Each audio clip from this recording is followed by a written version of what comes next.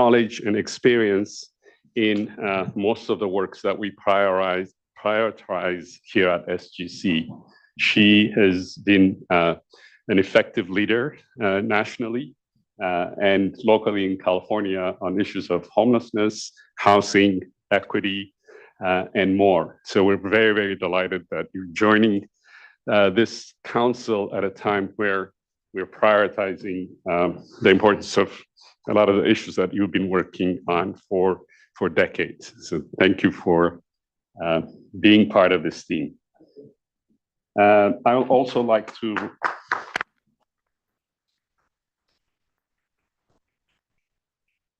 I'd encourage you to read her bio. It will take a whole meeting here to talk about to read her accomplishments in the most important things that we deal with. I would also like to recognize the Honorable Ron Good, who is the tribal chairman of the North Fork Mono Tribe. I hear he is here. Hello, Chairman. Thank you for joining us today. With that, I will ask Matt Reed, SGC Staff Counsel, to lead the roll call. Thank you, Chair. I'll begin the roll call now. Director Acefa?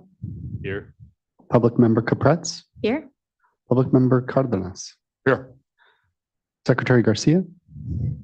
Secretary Moss? Here. Secretary Omashakin? Deputy Director Radhakrishna? Present. Secretary Ross? Present. Chancellor Juan Sanchez Munoz? Come back. Deputy Secretary Schwartz? Present. We have quorum. Great. So I will go to item 3, which is the approval of the December 14th, 2023 meeting minutes. I want to remind council members that you need not have attended these meetings to vote on the minutes adoption, but you may abstain. We'll have opportunity for council discussion followed by public comments. Matt.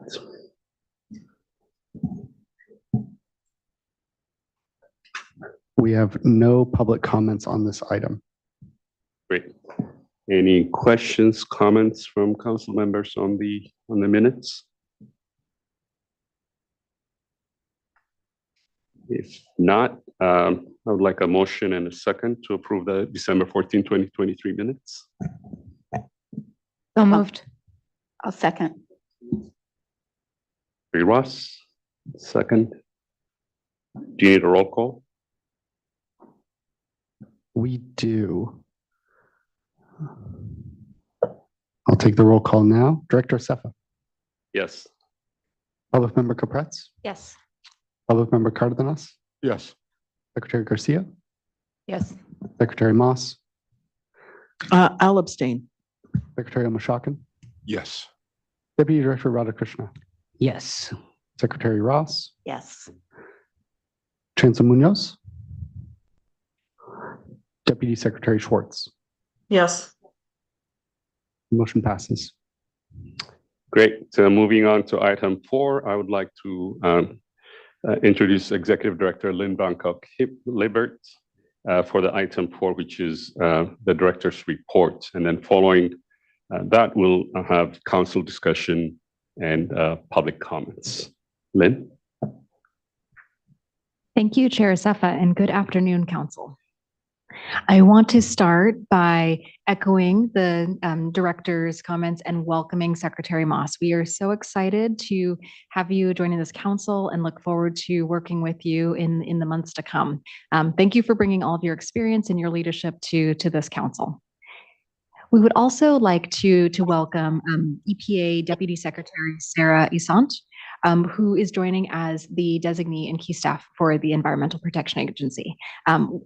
Here with us as well. Welcome and thank you for joining. And I'm very excited to introduce a couple of new team members for the SGC. So first of all, not a new face, but would like to welcome Sean Kennedy in his new role. He has just been promoted to be the Deputy Director of Energy Investments and will be leading a new vertical that SGC is focusing on related to equitable energy in the state. Also would like to reintroduce Anna Jane Jones, who was formerly from the Transformative Climate Communities Program, who has now been promoted into the Community Resiliency Center, where she'll be a senior program analyst. And also we have a new colleague, Jin Zhang, who will be a program analyst also with the Community Resiliency Center. And I'd like to introduce Atisha Singh, who's Connecting Communities Analyst, who's here with us today as well in the audience, and who is helping us start our new Connecting Communities initiative. Lisa Duong has joined us as an administrative associate who's working closely on my team. And Tish Palmasidi is our new SGC communications officer. So a warm welcome to all of our new colleagues and congratulations to those who have been promoted. Now, I would like to shift gears and give an overview of the impact of the governor's proposed January budget on the Strategic Growth Council. So there was one place in the January 10 budget that SGC has an impact, and that is with a reduction to the Regional Climate Collaboratives Program. Now, if you all recall, this is a program that funds coalitions of communities serving partners in under-resourced communities and provides resources for them to build partnerships, develop pipelines of projects, and align the projects with funding opportunities. As proposed in the budget, the round 2 is reduced. And while we had gone through the process with this council of putting out a guidelines and receiving applications, we are now on pause until the completion of the budget negotiations expected in the summer and then later in the year. So as we have more updates on that budget, we will bring it back to council with an update. Okay, I would also like to share with the council that we have draft guidelines for the Factory Built Housing Pre-Development Fund out. So these were released on February 16th. And just as a reminder for the council, this is an exciting new program that we have set up that will provide pre-development grants to energy efficient factory built housing manufacturers who are working to use this pre-development money to access the US Department of Energy's Title 17 Clean Energy Financing Program. So we will be doing robust engagement on these guidelines. We are hosting 7 webinars and workshops that all will come with a public comment process. And the first one of these will occur tomorrow. Our public comment will be open until March 22nd. And in addition to the public comment letter format, which is more typical, we've also included a survey with specific questions to really help make sure that we're being responsive to the market needs in this particular space. We look forward to bringing guidelines back to the council in April, and then we will open a notice of funding availability pending council approval of the guidelines in May of 2024.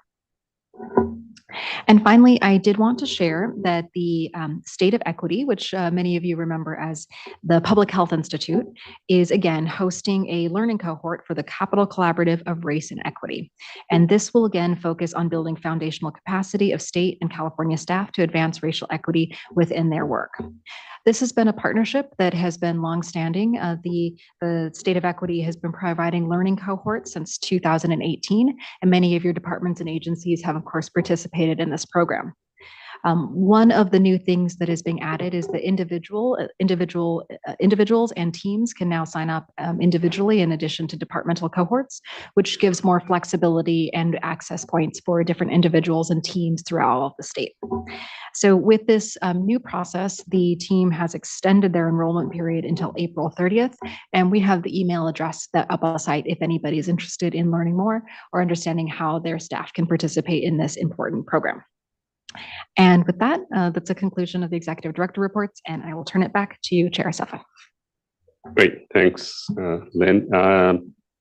Matt, could you go over the public comment procedures? Thank you very much, Chair. I'm here to provide a little bit of information to help guide us all through the process for this hybrid meeting with remote participation by members, which we've designed with the intention of maximizing access by the public. For those joining the webinar online via Zoom or by phone, please note that your microphone is automatically muted when you join. In order to minimize the risk of background noise, you will not be able to unmute your phone yourself. For those joining online via Zoom, please note that the webinar platform does not enable video for attendees, so we'll not be able to see you. If you need technical assistance during the meeting or have a question about the meeting process, there are a few ways to contact us. If you are using the online Zoom webinar, the best way is by using the Q&A function. Several members of the SGC team are monitoring the Zoom Q&A function to facilitate public access to the council meeting, and they may remove disruptive or threatening content. If you've joined by phone and you have access to email, please email sgc.info@sgc.ca.gov. If you do not have access to email, you may text or call 916-634-3359. If you plan to make in-person public comment, you must fill out a comment card provided at the table to my left. Please fill out the comment card to indicate your name and the item on which you would like to comment. Please bring your comment card to the table with the sign for collecting public comment cards. When the chair opens the public comment period for your item, we'll read the names of everyone who has submitted a form for that item. Please line up by the podium when I call your name in the order in which I've called it. When it's your turn to speak, I will call your name to the podium. If you plan to make remote public comment, you must be joining the meeting via Zoom, either through your desktop or phone.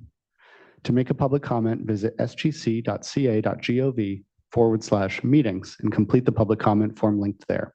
You'll need to complete separate forms for each item on which you wish to speak. You may complete a form at any time during the meeting. When the chair opens the public comment period, we'll read the names of those that have signed up for that item. When you hear your name in that list, raise your hand. To do this online in the Zoom webinar, click the raise hand feature under the participants menu. To raise your hand by phone, you would press *9. When it's your turn to speak, a member of our team will unmute your microphone. If you're online, you will see a window pop up alerting you that the host is unmuting you. You will need to click the option to approve unmute, and after that, you can begin your comment. If you're on the phone, you will hear a recorded message alerting you that your line is unmuted. Please begin your comment after you hear the recorded message. If you're unable to complete the online form but would like to make a public comment, please email sgc.info@sgc.ca.gov. Each speaker will have a maximum of 2 minutes to make their remarks. Speakers requiring or using translation services are allotted 4 minutes to facilitate full participation. A timer will be screen shared. Please monitor the timer and wrap up your remarks accordingly. Whether you are online or on the phone, you will be notified when your time is up, and after that, we will mute your microphone. You do not need to take any additional action once we mute your microphone. Thank you for your participation, and I hand it back to the chair. Great, thanks, Matt. We'll open it up for council comments, questions regarding the executive director's reports.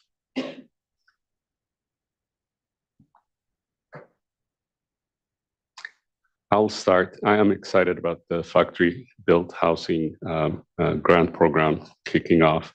This is going to be truly a transformative program, I think, given the many, many challenges of cost of construction for housing. And this is a technology that is fast advancing, and I think it's a role of government to actually engage in partnership with private sector to really advance, opportunities that actually cut costs on construction of housing. And I think this would be a really important program that SGC is really initiating. So really thank the staff for a lot of your work on this.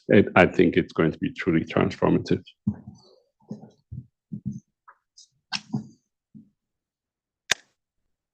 Any other comments? Great, we can jump on to public comments. Anybody else? Oh, I forgot we have members online. Great, we can move to public comments. We have no public comments on the executive director's report. Fantastic. We will now move to item 5, which is the consent calendar. The consent calendar is for routine and non-controversial business.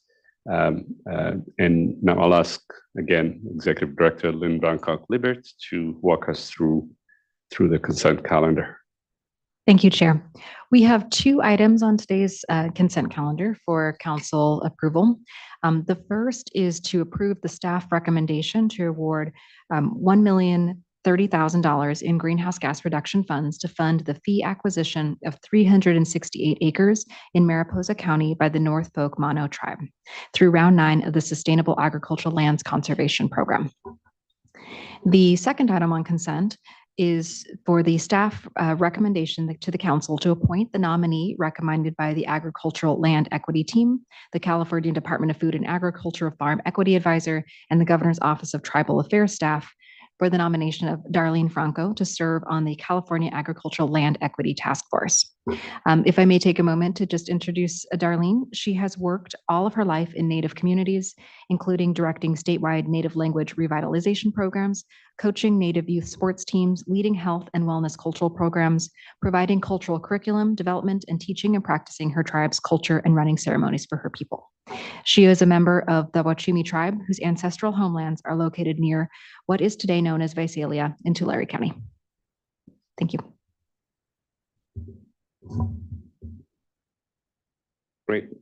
Matt, would you read the public comment instructions? Thank you. We have two public commenters signed up to give comment on this item. Both are in-person public comment. They are Myra Kirk-Good and Chairman Ron Good. You would want to approach the podium now. We can take those comments now. Great.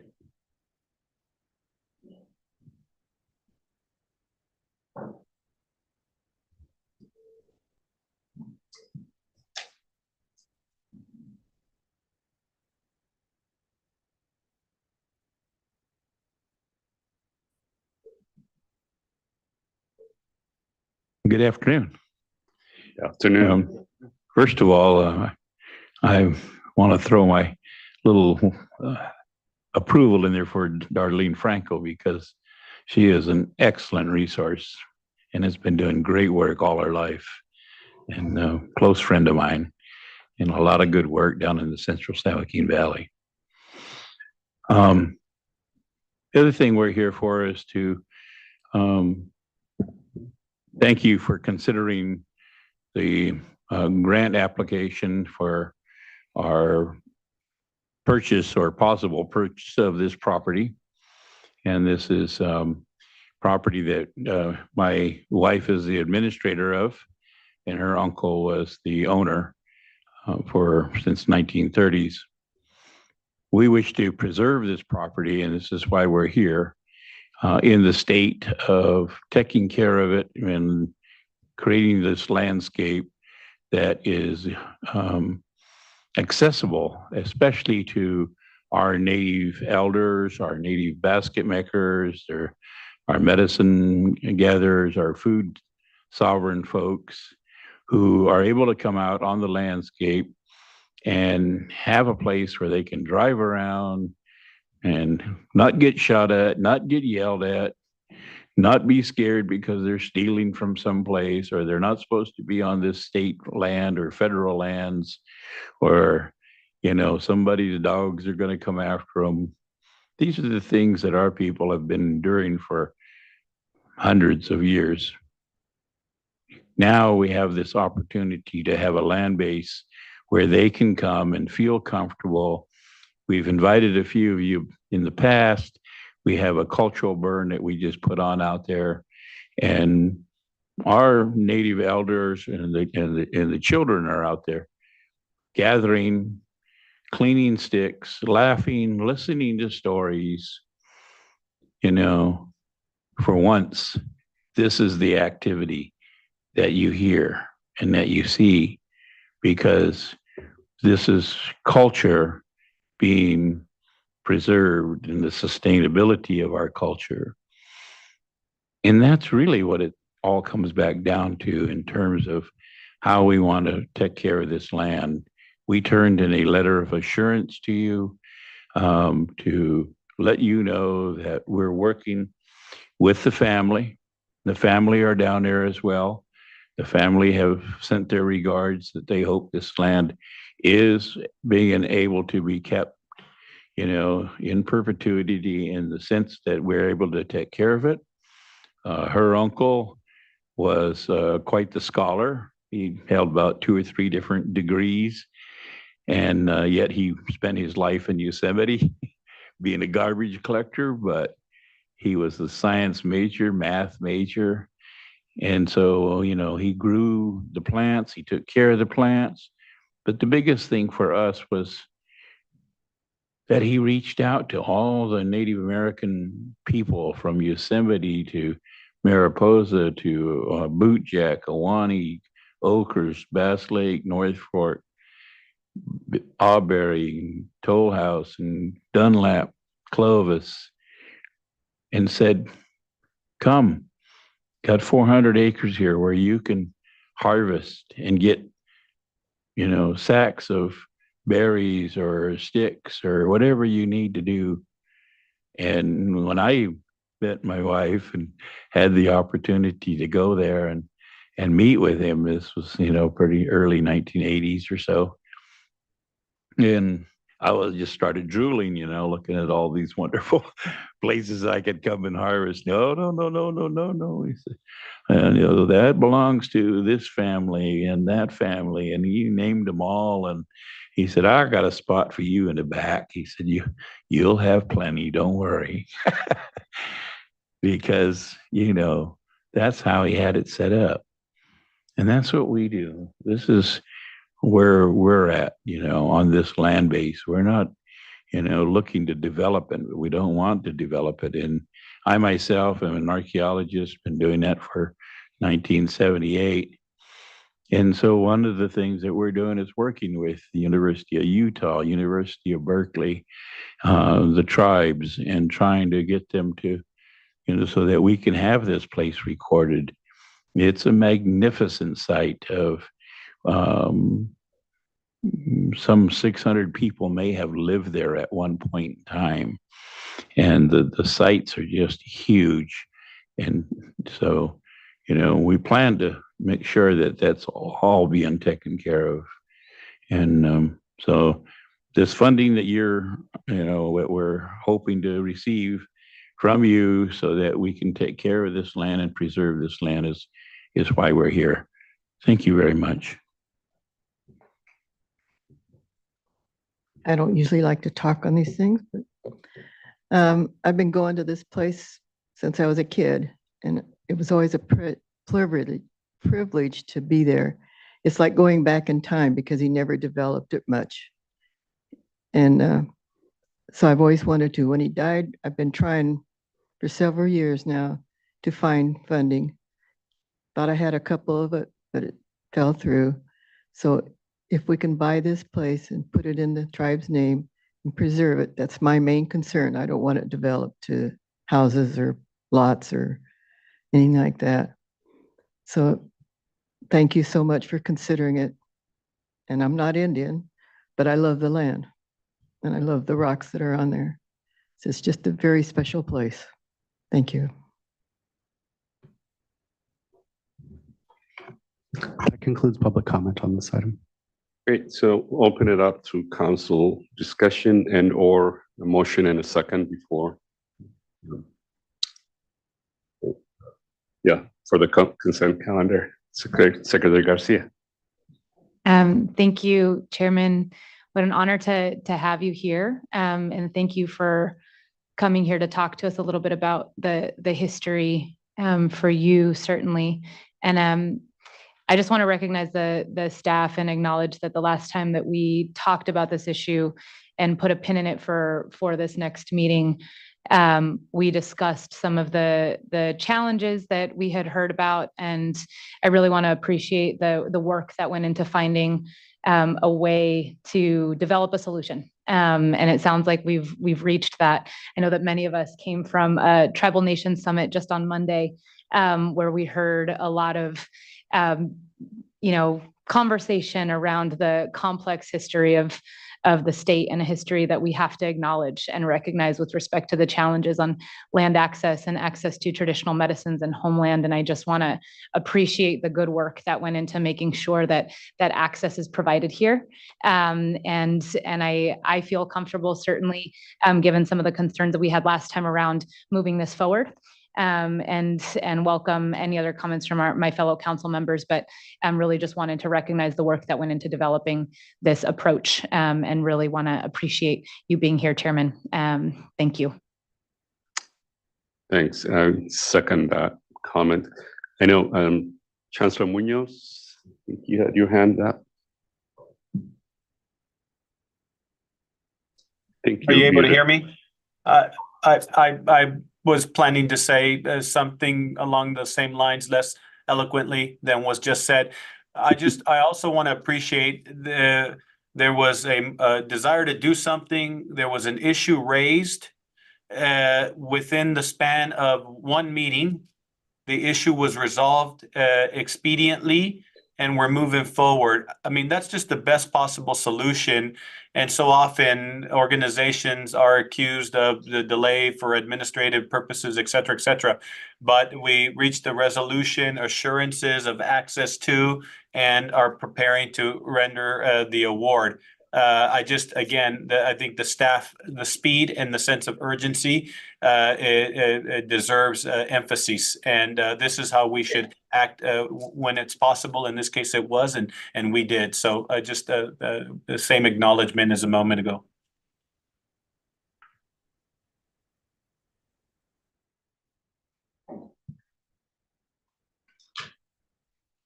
Great. Can I ask for a motion and a second to approve the consent calendar?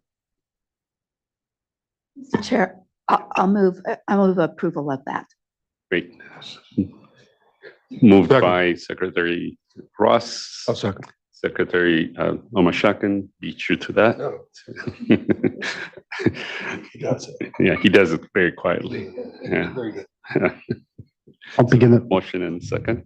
I'll take a roll call vote. Director Acefa, Yes. Public Member Capretz, Public Member Cardenas, Yes. Secretary Garcia, Yes. Secretary Moss, Yes. Secretary Omashakin, Yes. Deputy Director Radhakrishna, Yes. Secretary Ross, Yes. Chancellor Munoz, Yes. Deputy Secretary Schwartz. Yes. Motion passes. Great. So we'll move to item 6, which is an action item. This is to approve the Community Resiliency Center Round 1 Planning Grants Awards. And I'd like to ask Lynn, as well as Deputy Director of Community Investment and Planning, Amar Sid, as well as who else? Yeah, Thank you. and Dora. Yeah, so really excited today for the Community Resilience Center's Round 1. This is going to be one of 2 parts for our council meetings. You're hearing our planning grants today and the recommendations for award. And I just wanted to remind some of you all on why we kind of went through this process. We had significant oversubscription for this program. And what that means is over 189 project requests for this program in our first year, totaling nearly $700 million. One of the reasons I think that we had this oversubscription is not just the need that our communities are facing when it comes to community resilience and the climate impacts that they're feeling, but also how the program was designed. It was designed specifically as taking into consideration a lot of different perspectives in how we can think about community resilience, how do we fund resiliency, and our team did a wonderful job at hosting several listening sessions, one-on-ones with communities across the state. And so some of the priorities were geographical diversity, making sure that communities that are impacted by different things are able to come in and apply. We had our priority communities that were really centered in this space and the design of the program, as well as tribes. And so it's really exciting to be here today. I want to invite Dora, who's standing behind me, as our program lead for the program, to give the recommendation. Good afternoon. My name is Dora Monterosa, and I'm a program analyst for the Community Resilience Centers program. Today, I have the honor of presenting item number 6 on the council meeting agenda, the CRC Planning Grant Award recommendations. I'm joined in the room today and online by my colleagues, Jessica Cervantes and Jess McCool. The 3 of us led the application review process for the CRC program's first round of funding. Truly a milestone for round 1 of this new grant program and the culmination of months of hard work and commitment from our program team of 3 that is now happily growing. I would also like to take a moment to thank Camille Randolph and Emily Anico, SGC program staff who dedicated time to supporting the CRC team through this process, as well as our Deputy Director, Amar Sid. Today, I will briefly cover the application submission and review process and then present the recommended planning grant awards. Next slide, please. The CRC program was established by Senate Bill 155 in 2021 to fund the creation of community resilience centers, inclusive of both the physical infrastructure elements needed to serve as emergency response facilities during climate or other disasters, and also as spaces to build long-term resilience. The program will invest in local community-driven projects to empower the Californian communities most impacted by the effects of climate and other emergencies to identify their own goals, strategies, and projects to build both climate resilience and community resilience. Our program does this through funding integrated projects led by multi-stakeholder partnerships, including representation of community-based organizations and local residents in the governance and decision-making structure, prioritizing projects located in and benefiting under-resourced communities. The program also prioritizes projects to represent statewide geographic diversity, inclusive of both rural and urban communities in incorporated and unincorporated areas. CRC received $110 million allocated for round one through the general fund. A total of $5 million is allocated to planning grants, with each award ranging from $100,000 to $500,000. Next slide, please. To give an overview of the application process, here's a recap of the application timeline that began in April last year when the CRC round one final guidelines were adopted. In May, Council adopted the round one CRC Notice of Funding Availability, or NOFA, making $98.6 million available for grants. Staff released the application along with application materials in July. Program staff hosted a total of 14 application workshops throughout the application window with tailored sessions for tribal and rural communities. Direct application technical assistance was provided to 50 applicants across all three grant types from July to September. Our application window closed September 18th. Next slide, please. At that time, the CRC program received a total of 189 applications submitted across all three grant types, asking for over $685 million in funding in comparison to our $98.6 million available for this first round. This number of applications is unprecedented for SGC. Given the high volume of applications received, CRC program staff developed a staggered application review and awards approach. Today, we are presenting to the Council our planning grant recommended awardees, and will present recommended awardees for our other two grant types during the April Council meeting.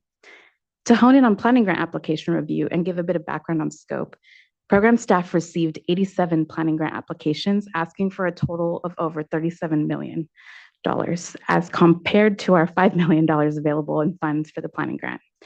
This is over 7 times the amount of funding we have available for round one. Next slide, please. This slide provides a snapshot of the application review process for planning grants.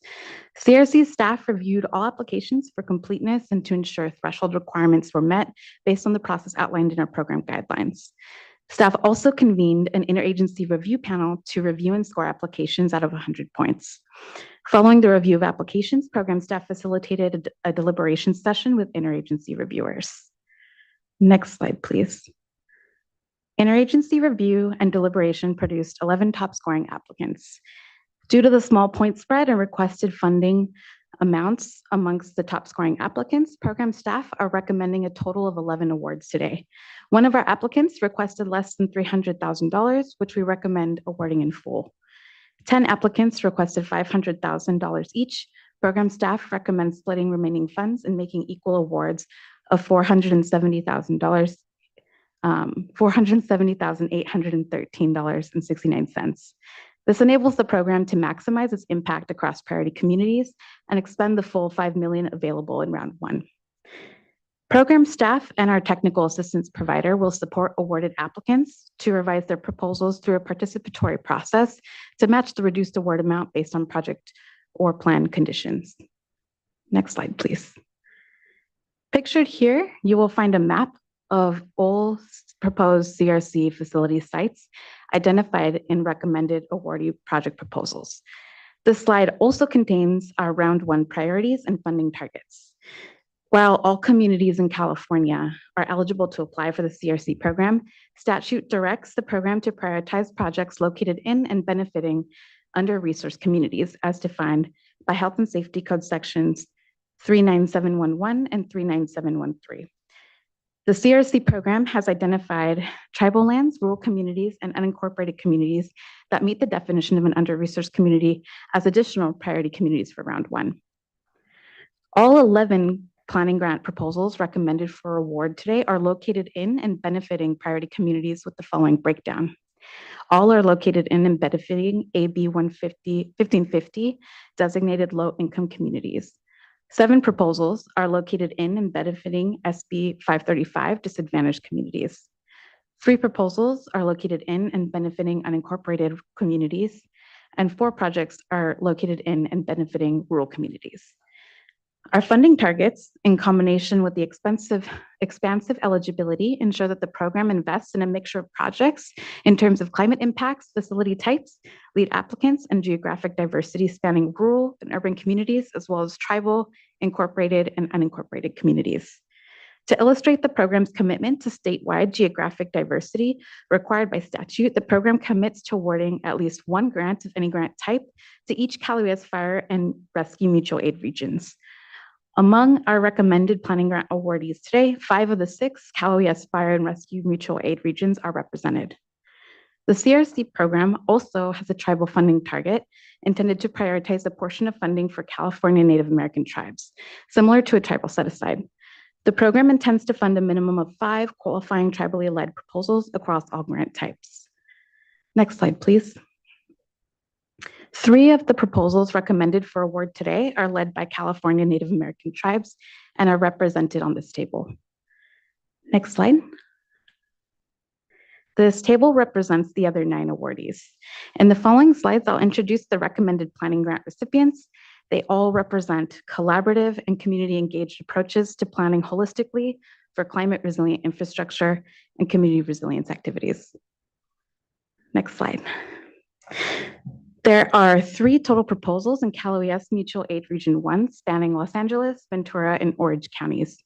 The first recommended award is the Fernandino Tataviam Band of Mission Indians, Place of Shade Resilience Center Network, which aims to advance the local community's ability to envision, co-design, and activate park sites as community resilience centers that are accessible to community members year-round, as well as during and after emergencies. Next slide. Next is Ojai Valley's Fire Safe Council's Ojai Valley Community Resilience Centers project, which aims to establish 2 community resilience centers that will enhance emergency preparedness, response, and recovery within the community in a region with significant wildfire risk and a highly vulnerable power grid. The third recommended awardee in Region 1 is Santa Ana Building Healthy Communities Santa Ana Community Resilience Center, which aims to advance the local community's ability to identify, vision, design, construct, resource, and activate a community resilience center accessible to community members throughout the year and especially during and after emergencies. There are 3 proposals in Cal OES Mutual Aid Region 2, spanning Santa Clara, Humboldt, and Del Norte counties. The first is the Greenbelt Alliance Santa Clara County Resilience Hub collaboration, which seeks to bridge the gap between disadvantaged communities and their long-term climate resilience by engaging those who have been left out of climate decision-making and empower them to take control of their community's future, equipping them to identify vision and activate resilient centers that respond to local climate, social, and economic needs. Next is the Mattole Restoration Council's Mattole Resilience Education and Research Center project that will build capacity, formalize their community stakeholder structure, complete sitting decisions and physical analyses, and prepare the site to build resilience through education, workforce development, water and food security, and other top local priorities. The last proposal in Region 2 is led by the Tuala Dini Nation. Their project, which will serve as a resource to community members and strengthen their resilience through access to cultural opportunities, education, and emergency shelter services by advancing local workforce development and community training opportunities for a future net zero carbon economy, supporting tribal leadership and providing climate resilience awareness activities. There are 2 proposals in Cal OES Mutual Aid Region 3. Both are in Shasta County. First is the City of Redding's Redding Day Resource Center, which will work to explore the community's available resources to create a cohesive community resource center, which will improve health, safety, and security for all City of Redding's residents through social connectedness, robust networking resources, guidance, and strategies to inspire strength and hope. Next is Native Fruit Networks, the Granary, a community resilience center which aims to embody a sustainable, regional solidarity economy that supports social cohesion, capacity building, workforce development, climate resilience, and community mobilization for all while centering Indigenous people, values, and knowledge. The next proposal spans Cal OES Mutual Aid Region 5, 6, and 1 with multiple proposed locations across 5 different counties. This recommended award is the United Domestic Workers of America, helping at-risk regions build for organized resilience, which includes 5 locations, a main site in San Diego and additional sites in Merced, Santa Barbara, Riverside, and Imperial counties. Harbor centers will serve low-wage home care workers, medically vulnerable consumers that they serve, and priority populations, engaging them through emergency planning, workforce development, and features like solar-powered microgrids to power medical devices and other critical needs during grid outages and extreme weather events. The last 2 proposals are both in Cal OES Mutual Aid Region 6 in Riverside and San Bernardino counties. The Cahuilla Band of Indians Planning for Cahuilla Community Resilience and Education Center is located in Riverside County. This grant will support the Cahuilla Band's vision to provide their tribal members with services and programs that promote health and healing, diversify the economy, emphasize sustainable practices, and perpetuate their culture through strong local governance. The final recommended awardee is Inland Coalition for Immigrants Justice High Desert Community Resilience Center, located in San Bernardino County. This grant will support their vision to design, construct, and activate the former High Desert Outreach Center as a CRC, becoming resilient to extreme heat events, challenges related to droughts and limited water resources, and high grid usage while also developing networks to build community resilience. This concludes our summaries of proposals for the recommended planning grant awardees. In sum, program staff recommend the full $5 million in funding be awarded to the 11 top scoring applications presented today. Thank you.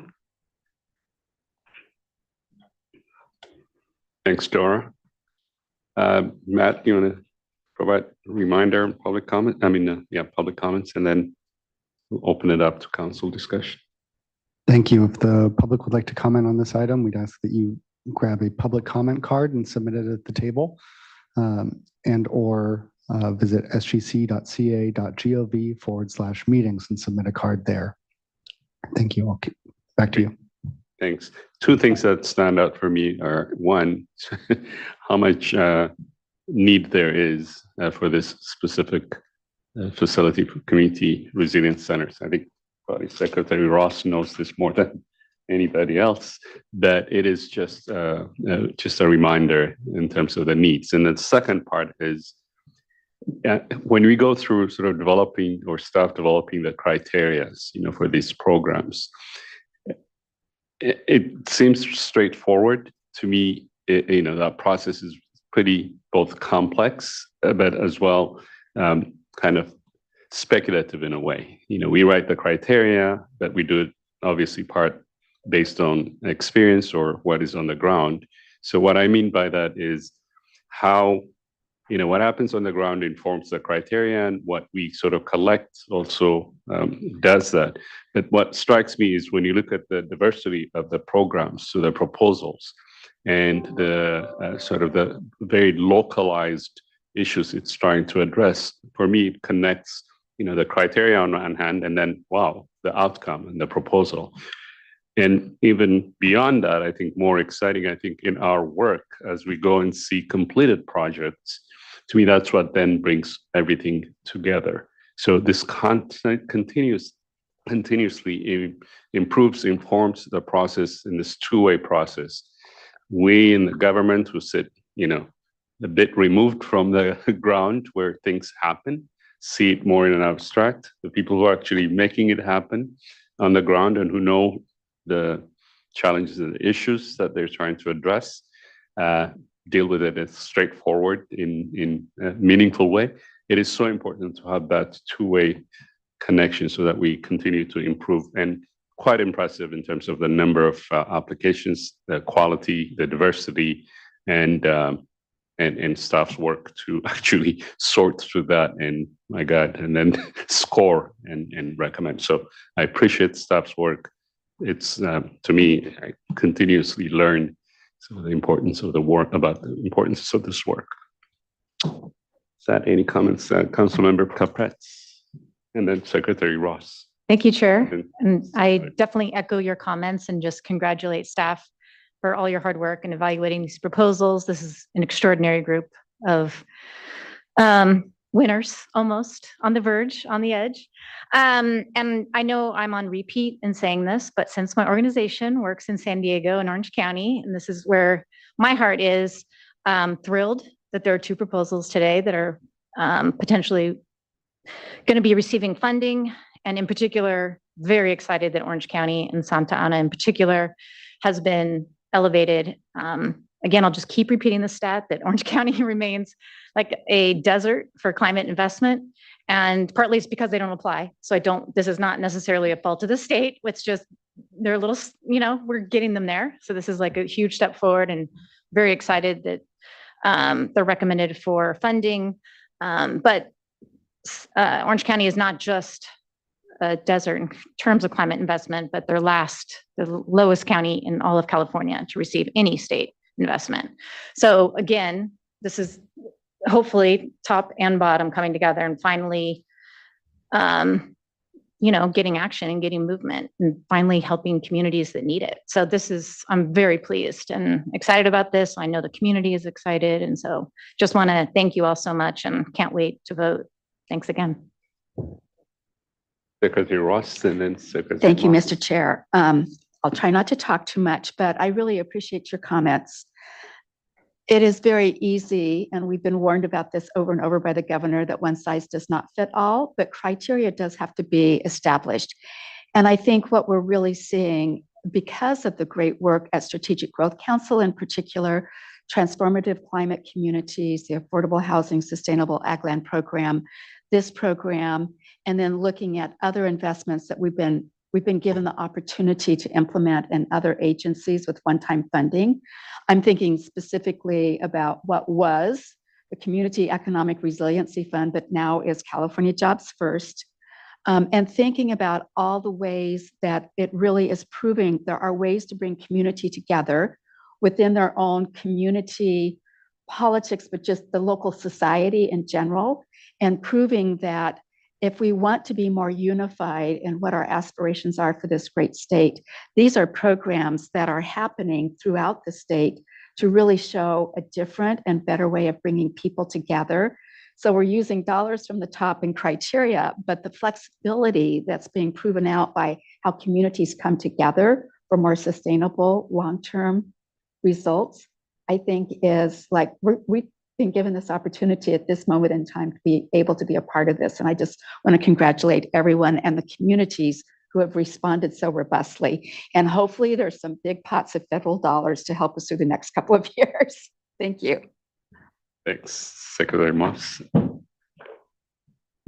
Thank you, Chair. A comment and a question. First of all, just well done in amassing such a diverse set of applicants, and really excited about the tribal inclusion in the applications, and hoping that staff will continue that outreach across the state, particularly in the Central Valley and in the Eastern Sierra. So really excited about that work. Just a question about, given the oversubscription of those who applied, were applicants asked for any matching funds, or is there a given the need and what I would imagine to build out these centers, support around generating additional resources beyond our potential grant funds that can make the impact more robust? Thank you for that question, Secretary. So for this program, we did not require matching funds. It's really unique in that not only is it fully funded through SGC grant funding, but also that it's applicable for advance pay. And part of that was to really reach communities that are harder to reach with a lot of our other existing state programs. But one of the things that I'm really excited about is this program, among some of the others, have been the inspiration for our Connecting Communities initiative, which we're launching. And we have our first full-time staff member here with us today to help us build out this program.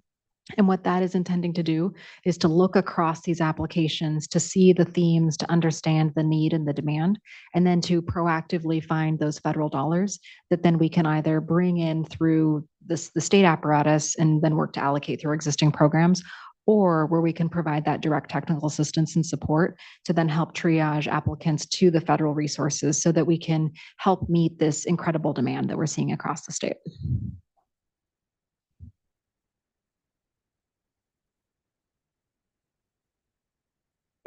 Deputy Director Radhakrishna. Thank you, Chair. I want to build off Secretary Ross and Chair Acefa's comments. When this council approves dollars that take a multi-benefit approach to multiple threats, we're fulfilling our mission. And that's what an early round of this pot of funding is exactly doing. So I want to really applaud the staff for two things in particular that have been mentioned. The first is the criteria setting.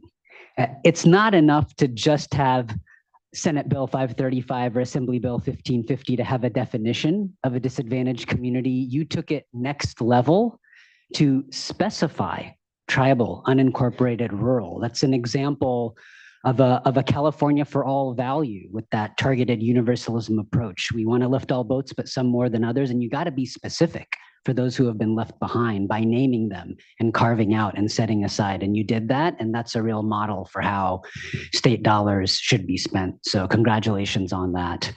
Second is, I appreciate the flexibility for the 11th awardee. It's easy to draw lines in the sand with 5 differences in scoring, and that allows you to stretch those dollars further to get more to the geographic as well as the tribal reach with these limited funds. So it's extra work. It's creative thinking that you all employed to do that. So I want to applaud you for that. And I'm just heartened to see the details that were in the applications. It really is that multi-benefit model that Secretary Ross was talking about. It's not just climate resiliency. It's cultural vitalization, preservation, it's social cohesion. So thank you for the really thoughtful approach.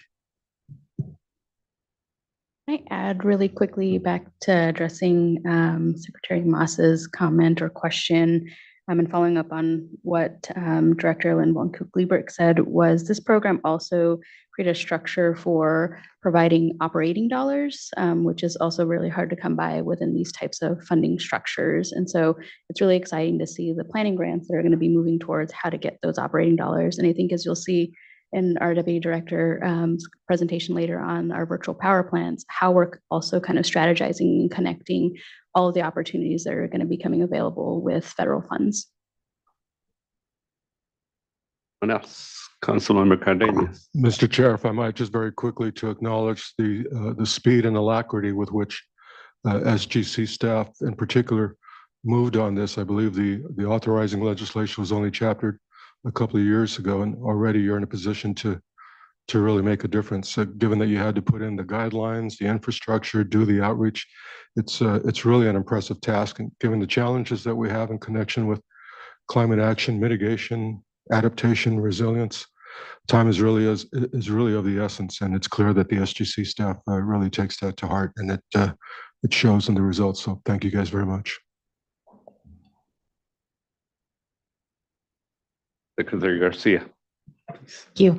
Only very, very quickly want to just add my thanks to the work you all have done to connect those who we have not awarded with resources. And just for what it's worth to those of you who are not in the successful 11, your efforts are not for naught. Thank you for submitting your applications. We see you and really hope that we can continue to make sure that we diversify the ways in which we can lend our support. So thank you all for doing that.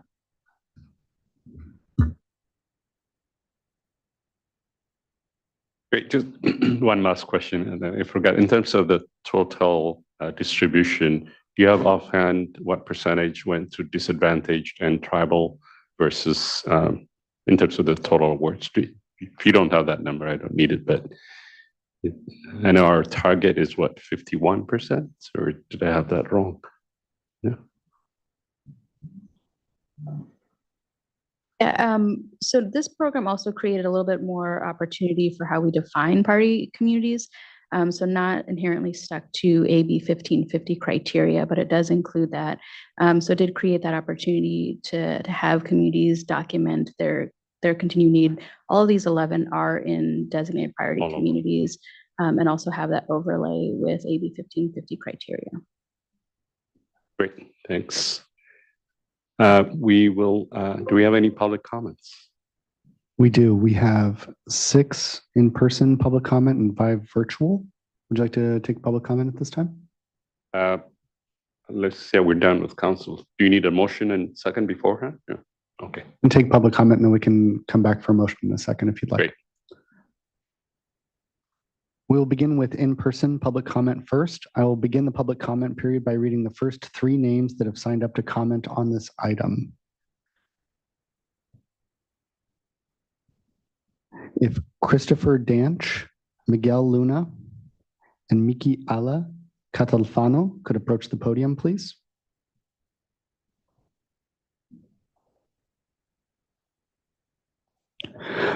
First public comment is from Christopher Dranch. Christopher, you may begin your public comment.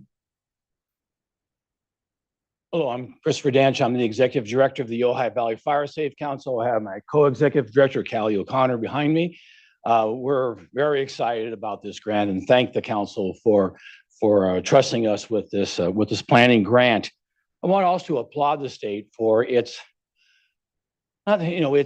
faith in community self-deterministic, determining about what their needs are and how we're going to meet those needs. I think that is so important. And the criteria was open enough and flexible enough to allow us to present our own needs and ideas about how to meet those. And I think that's something the state needs to pat itself on the shoulder for. And we're excited about this. And the Fire Safe Council has developed a lot of robust partnerships throughout the valley and our planning area, which actually is the entire watershed. And I've never seen our partners so excited about a grant. We even had our fire department liaison tear up in a meeting about when they heard about the grant. So that was pretty meaningful. Ojai is in the top 1% of the nation wildfire risk, but it has other issues that are related to that, but also extend beyond that with the vulnerable grid dependency and poor communications, dead zones, and limited ingress and egress. The other thing that's happened is that Ojai, the valley and the surrounding areas have lost its food and fiber production that it was there when I was a young person, and has also lost a general working economy that is necessary for resilience and sustainability. And we now are overly reliant on tourism. So this is a very important thing for us to move towards as urgently as we can. I also want to point out that the other side of that is that Ojai is a destination, and we get a lot of visitors. So people who will come to these centers and they'll learn with us and they'll take that message. And I think by picking us, this has been a significant leveraging of these funds for the state and beyond. So with that, thank you. Thank you very much for your comment. Miguel Luna. 2 minutes go by really quick, don't they? My name is Miguel Luna, and I serve as the director of the Tribal Historic and Cultural Preservation Department at the Fernandeño, Tatavi, and Banner Mission Indians. I'll use some of my time because I think it's important. I think the oversubscription speaks to the work of the staff and of your work at the Strategic Growth Council, that it's making it easier for people to apply. The technical assistance was key. The staff availability was key. So please take that with you. I'm going to leave 2 copies of the Tribal Resiliency Framework Plan that we spent 2 years working on. And one of the things that was identified was heat, extreme heat. Temperatures are meant to increase 4 to 7 degrees over the next 25 years, more days of extreme heat, and nighttime temperatures increasing from 40 to 60 days out of the year. No surprise, the most pressing climate change concerns were extreme heat, ranked number 2 next to air quality. Those two, as you know, very intricately connected. The cross-cutting recommendations to address the heat vulnerability were to create cooling centers and to plan the access to those centers. because having them doesn't really get the people there. And to support urban river conservation and augmentation of parks as urban cooling. So it's no surprise that our grant really was very intentional in partnering with the city of San Fernando to look at 3 parks as a way to adapt and bring in innovative ways to convert them into cooling centers. So we're very excited about the opportunity. We appreciate the consideration of this grant for the Fernandino, Tatavi, and Banner Mission Indians. Thank you so much for all your work. Really appreciate it. Thank you to the staff as well. Thank you. After Mikiala Catalfano, we have Joel Casaves and Luis Sarmiento. If you could approach the podium, please. Aloha kako, o Mikiala ko uinoa. Hello, everyone. I'm Mikiala. I am the co-director of Native Roots Network. We are an Indigenous serving organization, and I'm so grateful that Dora kind of gave all the stats and what it is that we're looking to do at our Community Resilience Center. But really what I wanted to say was, our community has been impacted by car fire, campfire, then what followed with the snowpocalypse and heat events and other types of things that we need support in addressing. So we're very grateful also for the TA and then for the relationships that we formed with you all to help us get through the process, because I know that perhaps for some that was simple, and I appreciate you saying, it is a complicated process for communities. And so thank you for being with us and answering all of those questions and helping us to get there, because we know the kinds of things that we need to do and to provide for our community during times of emergency, but during blue skies also. And we heard a councilman and elder share some of those things. And those are things that we will be doing in our community as well, and working with folks to develop,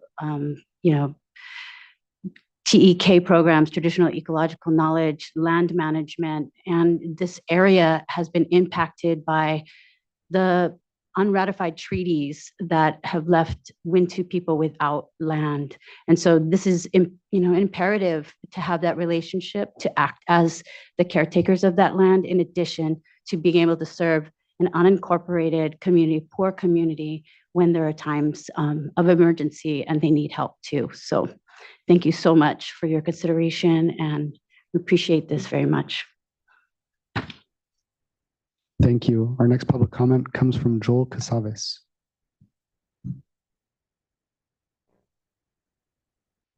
Good afternoon, Council, CRC team, and staff.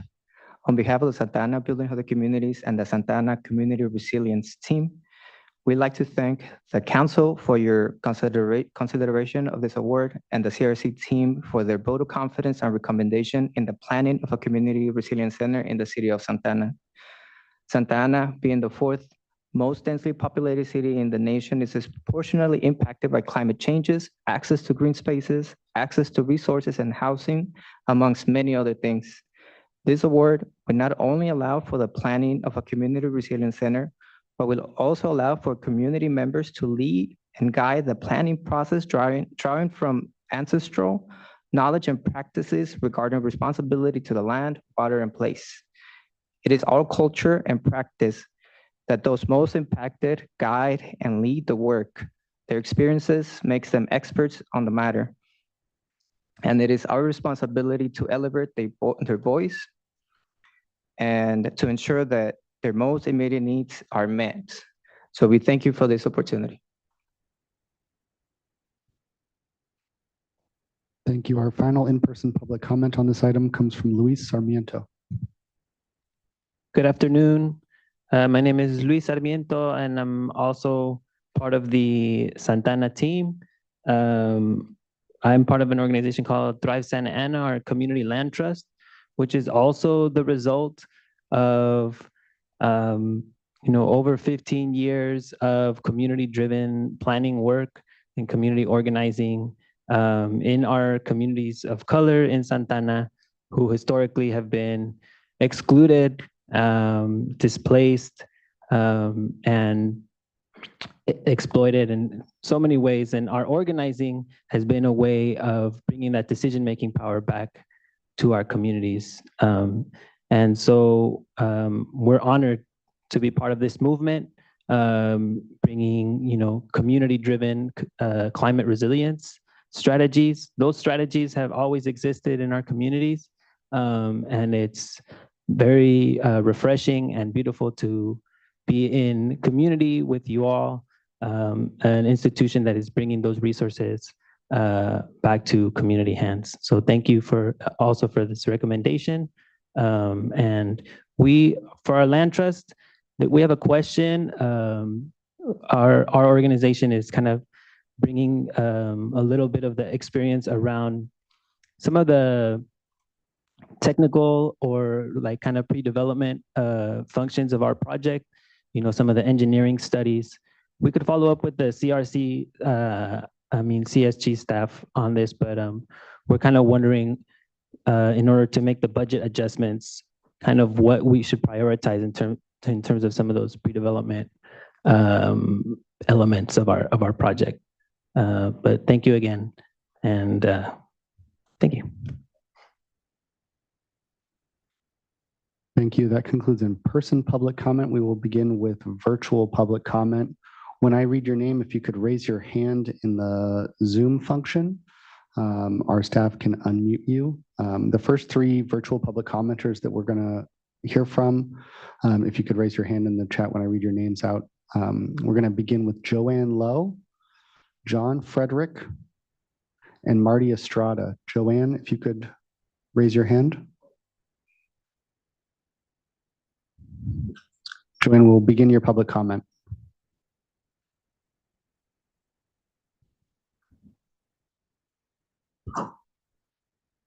Hello? Joanne, are you? Yes, okay. Thank you. My name is Joanne Lowe. I'm the Director of Development and Strategic Initiatives at UDW, ASME Local 3930. UDW represents over 180,000 home care providers and family child care providers in over 40 counties throughout the state of California. On behalf of UDW, I would like to thank the Strategic Growth Council for considering our application for this planning grant for our project titled Helping At-Risk Regions Build for Organized Resilience, or HARBOR. Our home care worker members take care of seniors and the disabled of all ages. Our family child care provider members take care of infants and children in their home. The vast majority are women, people of color, and low income, and they live in communities that are being negatively impacted by climate change. Most recently, the homes of almost 200 of our members in San Diego were damaged by the recent floods from the major rainstorms there. UDW is therefore committed to climate justice and supporting our members and the communities that they take care of in building resilience in the face of climate change. This planning grant will allow us to further consult and plan with our members, the people they take care of, and our community partners to transform 5 of our office buildings into community resilience hubs. Thank you again for your consideration.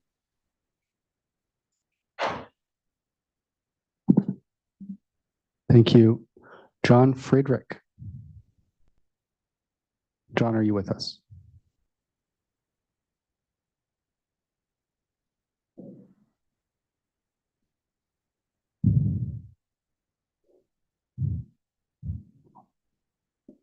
One more time for John. Oh, yes, there we go. I just got the invitation to unmute. So good afternoon, John Friedrich with Momentum, part of the United Domestic Workers Planning Grant Team. I want to thank the Strategic Growth Council for this important funding program, and thanks staff for recommending UDW to receive a Community Resilience Center Award. And also congratulations to all the other awardees as well. It's great to hear about your projects there in public comment. And it was described by Dora in her presentation. The planning grant will help UDW and its community partners design resilience centers to serve those on the front lines of climate change, including low-wage home care workers and the medically vulnerable consumers they serve. The planning grant will also support UDW and project partners to continue to provide clean air and water and power for medical devices and other critical needs during grid outages and extreme weather events through features like solar-powered microgrids that offer local workforce opportunities. And I would just close by saying, California is leading the energy transition to slow climate change, and this grant program shows that California is also leading efforts to help those most at risk of climate impacts to develop resilience, strengthen communities, and create jobs in the low-carbon economy. So we're excited about what this planning grant will enable, and thank the Strategic Growth Council for your vision and for your selection. Thank you. Our next comment will be from Marty Estrada. After that, we're going to hear from Raymond Salas and Flora Brain. If you could raise your hands in the chat so we can get to you when it's your time. Marty, are you with us? Yes, can you hear me? We can hear you. You may begin.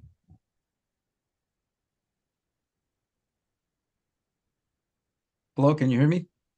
We can hear you. You may begin. Oh, thank you. My name is Marty Estrada. I'm the Director for Community Development for an agency called Community Agency for Resources and Advocacy and Services here in South County of Santa Clara County. We just want to thank the Strategic Growth Council for this great opportunity, along with our partners in Greenbelt Alliance, the Tenacious Group, and Ashes to Beauty in the east side of San Jose. We look forward to implement this beautiful grant to support our marginalized communities, disadvantaged communities in our areas, prospective areas. And we just want to thank the council for your great work in this endeavor. We need more of this kind of funding across California. We appreciate everybody's support in the nomination angle and in review. But once again, we want to thank you for your endeavors, and we look forward to move forward with our endeavors to support our communities in disadvantaged areas. Thank you. Thank you, Marty. Raymond Salas. Raymond, are you with us? Yes, I'm here. Good afternoon, honorable council and audience. My name is Raymond Salas with the Fernandino Tataviam Band of Mission Indians located in the Northeast San Fernando Valley within Los Angeles County. I serve our economic development and environmental needs of the tribe through the tribe's renewable energy company, Pacific Strategies Corporation. PASIC provides residential and commercial engineering, procurement, and construction renewable energy solutions within California. In addition, PASIC assists the local and surrounding communities through effective renewable energy grassroots outreach and education. As a tribal member and on behalf of the Fernandino Tataviam Band of Mission Indians, we continue to appreciate the work of the Strategic Growth Council, their recommendation, the opportunity to partake in this process, and to remain in consideration. Thank you to everybody from the Fernandino Tataviam Band of Mission Indians.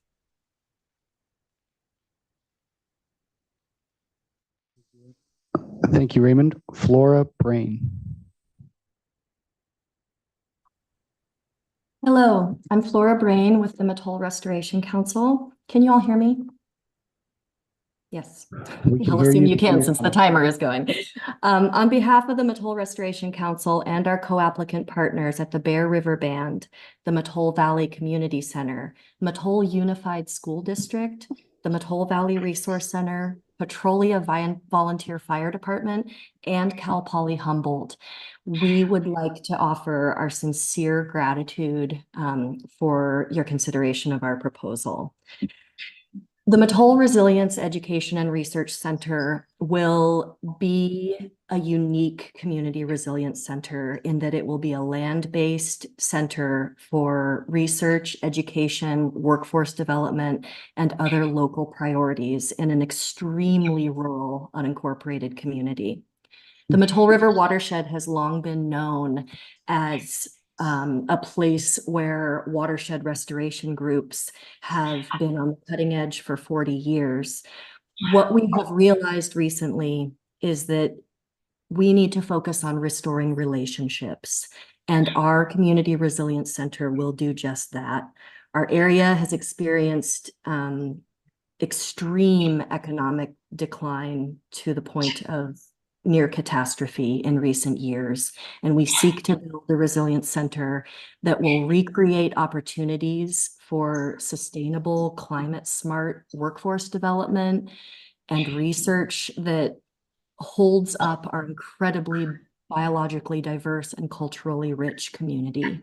We're so grateful for your support and also for the chance to learn from our fellow awardees. Thank you. Our final public comment on this item is from Carlos Hernandez. Carlos, are you with us? Yes, I'm here. You may begin your comment. Good afternoon, Council. My name is Carlos Hernandez. I am the Assistant to the City Manager at the City of San Fernando, and I'd like to thank the Council for consideration of the CRC Grant Awards to support local communities.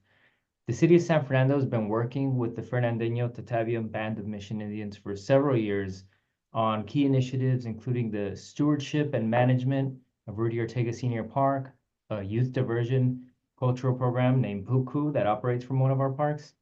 And the tribe will also be a partner in the development of our forthcoming Climate Action and Resiliency Plan here in San Fernando. One of the CRC projects that SGC staff have recommended is the Pasikinga, or Place of Shade. And this application was championed by the Fernandino Tataviam Band of Mission Indians with support from our community partners, Climate Resolve and Pasique Strategy. And this project really focuses on 3 park facilities in the city of San Fernando and support the project readiness and site preparation to develop community resilience centers. And these 3 sites are vital for our communities, especially during high heat days, where one of them currently operates as a cooling center. But it's not just during emergencies. These 3 parks are the most important gathering places for residents in San Fernando.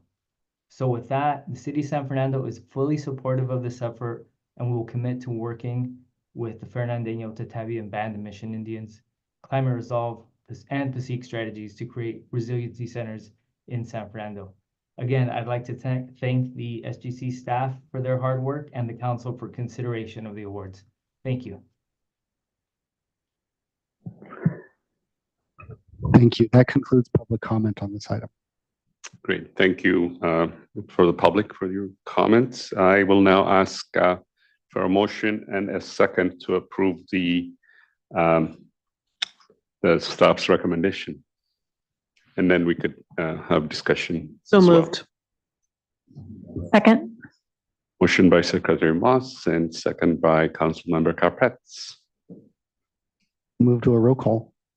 Director Acefa. Yes, yes. And Public Member Capretz. Yes, and if I just could say one word, because it kind of floored me that the United Domestic Workers were talking about 200 families losing their homes due to the San Diego floods.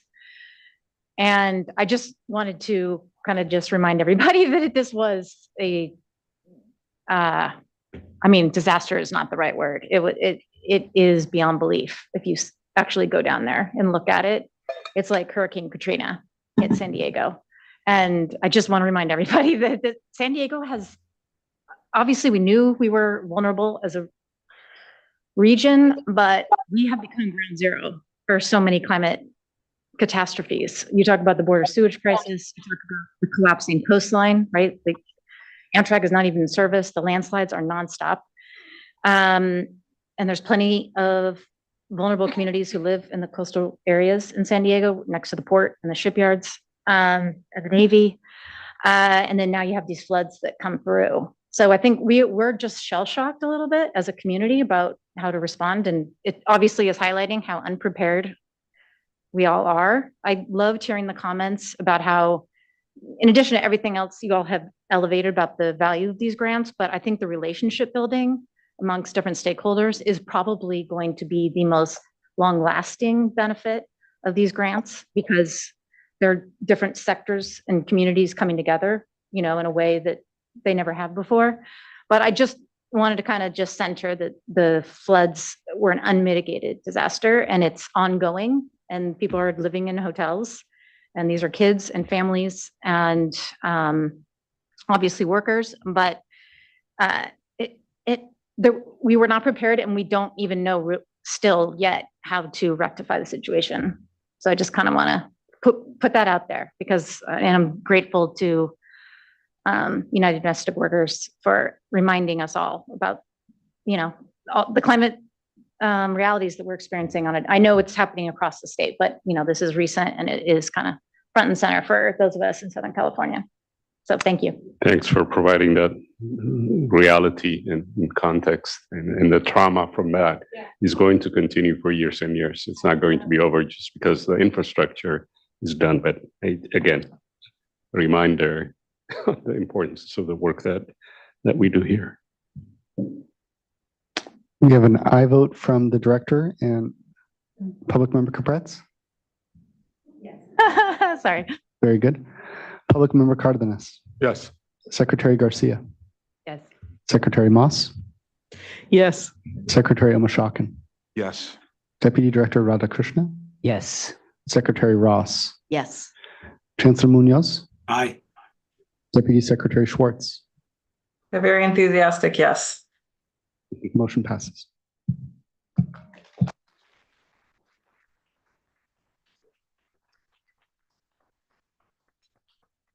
Great. Before we move to the next one, Secretary Mashakin has a brief comment. Thank you, Chairman. I just wanted to commend the staff again, echoing several comments by my colleagues here, but just want to commend you all again for the great work you've done on this. You had your hands full with so many applicants and a limited amount of money, and you've ended up with 11 really, really good candidates or recipients, not candidates anymore, recipients. But two things I want to say. Number one, I think sometimes in government, we don't think about how much just a little bit of money, how much of a difference it makes to communities that you've chosen here. The gentleman from Ojai, I can't remember his name, but the comment he made about the fire official being moved to tears, that's pretty typical a lot of times from what I've seen in the past. Even though we deal with a lot of money, hundreds of millions of dollars often, you're talking about $500,000 in this community, and the impact that it's going to have was clearly stated there. So I love programs like this that are going to make a difference even in communities like this. And last, the diverse nature that you've chosen here from not the usual, even though our colleague from Santa Clara and Orange County is saying they get the least amount of money. There are others in the state who would probably argue the same point as well. They don't get that attention. So communities like Humboldt, Redding, parts of the North State, the fact that they're getting money here and it's going to make a huge difference is great. So just again, kudos. And I'm happy to see that things have played out the way they've played out with the 11 that you chose. Thank you. Second that. With that, we'll go to item 7, which is a report on the 2024 Catalyst Conference draft report. And I'd like to call Lynn again, as well as our newly minted Deputy Director of Energy Investments, Sean Kennedy. Thank you. Well, we are so excited to have this item before you today. So we, as many of you are very aware, and some of you were there and your teams were there, we are just coming off the back of our February 1st and 2nd Catalyst Conference, which we put together in collaboration with our partners, the Milken Institute. So this was the second time that we brought the Catalyst Conference to Sacramento. Our theme this year was Progress in Place, from power building to implementation. And the focus this year was really building off of the work that we had last year, where our focus was on building partnerships, but taking it a step further on terms of thinking about implementation of Justice 40 initiatives, as well as the state's climate and equity goals in California, to really tackle some of the complicated work that folks are thinking about right now as they're thinking about project implementation. So one of the kind of the core themes of the conference this year was really recognizing that there is just unprecedented level of state and federal funding to address climate change, but that we know that the access to these funds can be incredibly complicated. And also we know that currently as it's structured with a lot of grants, it's just not enough to meet all of our climate goals across the state. So right before we gathered in the beginning of February, the Climate Policy Initiatives released a report that estimated that we have just an immense gap between the funding that we need to meet our climate goals of becoming net zero by 2045 and what we have allocated through the state and federal apparatuses. So as part of the announcement about that report and those findings, Governor Newsom called us to take action and saying that it was critical that the state and local dollars are designed specifically to leverage federal and ultimately private dollars. So the timing of that report and the call to action from the governor was very timely. And we used the Catalyst Conference to really build the partnerships, the connections necessary to go further and faster in developing these projects, to mobilize funders, and to pursue the full spectrum of funding that is required for all this work to come to fruition. So throughout the conference, we also learned from one another, we prioritized areas of focus, we advanced projects, and we celebrated the many transformations that are already underway, both within our state and across the nation. So we began this process with our 15-person steering committee, which really wanted to just recognize once more for all of the time and effort that they spent working with us over the last year. They brought their lived and professional experiences, they brought their great questions, their good ideas, and then we put them to work, and many of them on hosted session leads for us as well. So when we gathered, we had over 300 leaders from community, tribal nations, state, local, federal governments, advocacy, academic, and private sectors. Some of you on the council were there. Many of your staff members were there as well. About half of the folks joining us were from California, but we also had other states and even international partners that joined us this year. And with these thought partners over those couple days, we had a couple core deliverables that we focused on. The first was on identifying replicable strategies and resources to access funding and capital investment to advance climate equity. The second was on sharing strategies for sustaining community benefits across social and physical infrastructure. We also promoted use cases to support climate equity project pathways across urban and rural regions.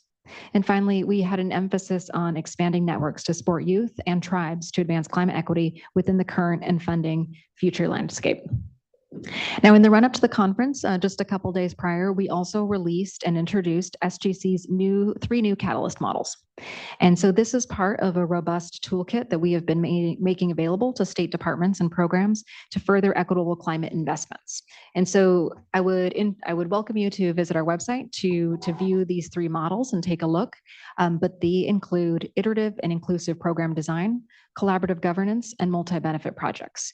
And so all of these models that we really showcased at the conference and hope to continue to promote over the coming months, these were policy models that were lifted from the programs that this body works collaboratively together to develop, to improve, to continue to think about how these can be solving some of our trickiest issues in the state.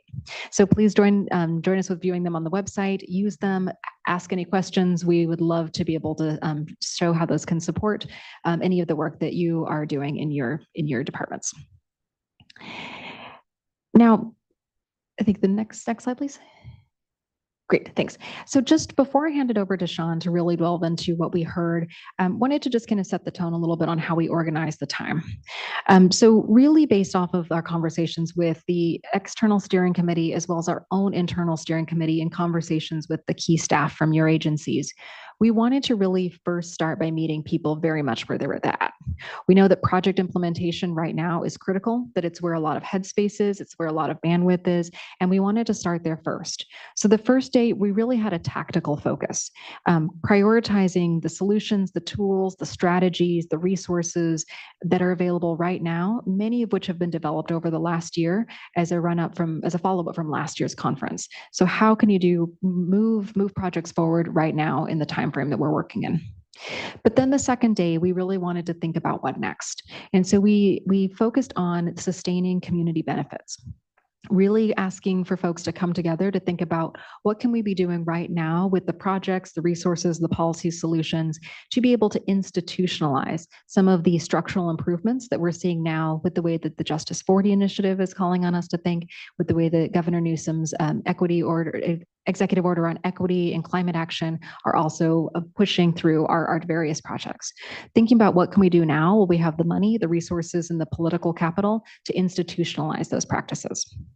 And so before I hand it over to Sean, I just also wanted to just thank the SGC team for all the work. It is not a light lift to put together a conference of this magnitude and this level, but I think the team did an incredible job. And so real gratitude for everybody who spent so much time thinking through such a purposeful, practical conference. And with that, I'll hand it over to Sean Kennedy, who will share more details on what we learned and what we're going to do next. Great. Thank you, Lynn, and good afternoon, Chair and Council members. So I get the joy of sharing what came out of this conference, what we heard from that vast array of attendees that Lynn outlined there, and share a little bit about what we're thinking about moving forward and how we can use what we heard to inform our work. So we've put together a draft summary report which captures a lot of what we heard over the course of the conference through the keynote sessions, through the breakout sessions and other events that took place.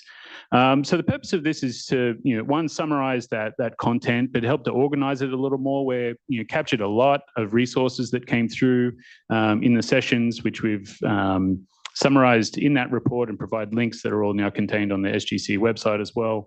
But this really helps to keep the momentum that we started with the conference to move forward into next year, and help us to share that input gathered with many of our stakeholders.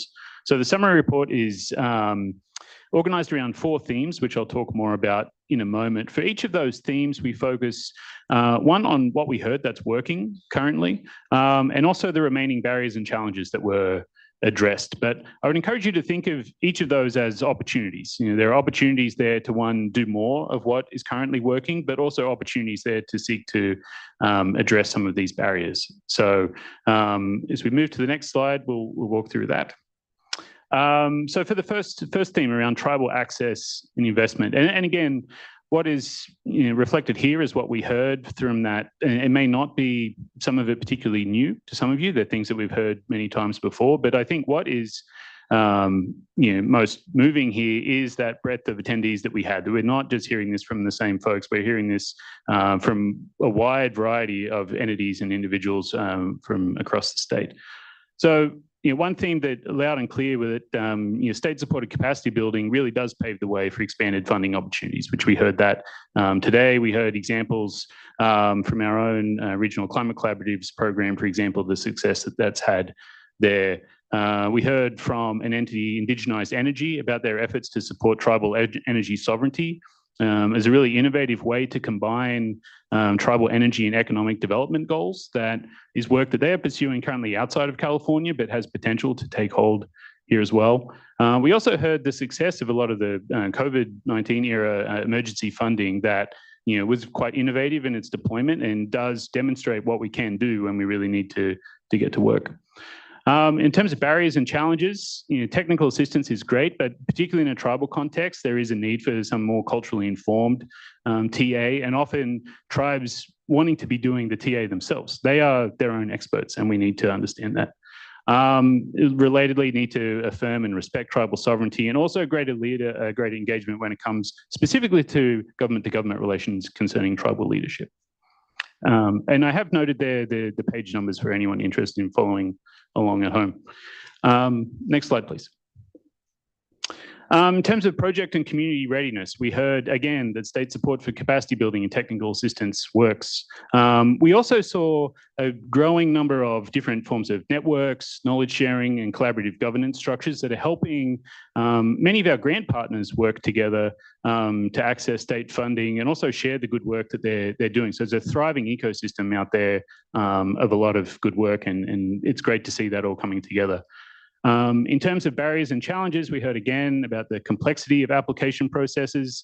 We had some great examples today from the CRC program, for example, of efforts being done to simplify things, but a lot of discussion and workshops held on how to navigate the complexity of the grant ecosystem, not only accessing single applications, but having to access multiple applications for single projects.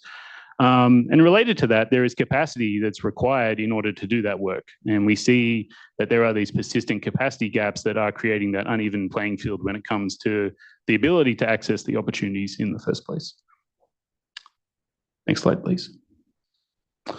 So to strategies for successful implementation, we saw, had a wide range of tools that are working now to ensure that climate-related investments are serving those that are intended to serve, and tracking those benefits and being clear and specific about what those benefits are.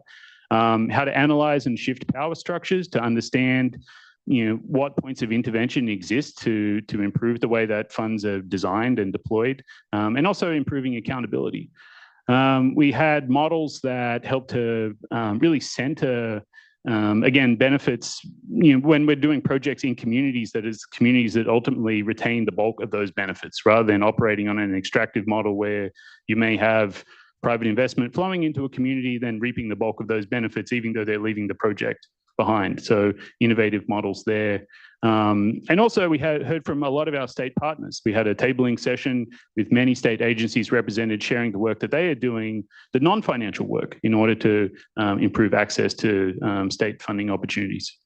On the barriers and challenges side, we heard about some unintended consequences. There was the issue with SB 9, allowing for split lots, for example, that the owner occupancy requirement makes it difficult for people to take advantage of splitting their lot into multiple houses when they have to knock down their house, but they have to be living in their house that's been knocked down. So it's issues like that. And also this ongoing discussions around the mismatch between the scale of funding opportunities and the scale of funding need. So we're seeing at the federal level, which I'll talk more about later too, but $100 million loans that are not suited to when you're building, as some of the planning grant that we saw earlier. So addressing that mismatch, what is the role of the state there to help address that? And to the fourth theme, please. Beyond implementation. So here thinking about, now that the project has been built, what is next? So we heard some, great discussion from the Mycelium Network around youth engagement, really, driven by a desire to create a climate hopeful future. And so to move beyond the doom and gloom, acknowledging the gravity of what we face, but how we can provide pathways for workforce development, leadership, and other areas that really put youth in the driver's seat here. We heard more about community benefits plans as well. Again, another way that we can really embed benefits into the work that we're all doing. On the barriers and challenges side, think about what's next. There's, again, a tension there that we need, as Lynn highlighted, additional funding, that this current landscape of funding is insufficient. As we get increased, private sector funding, for example, coming in, needing to ensure that we are still staying true to our equity and justice goals. And so how to effectively manage that to simultaneously meet the finance and equity goals.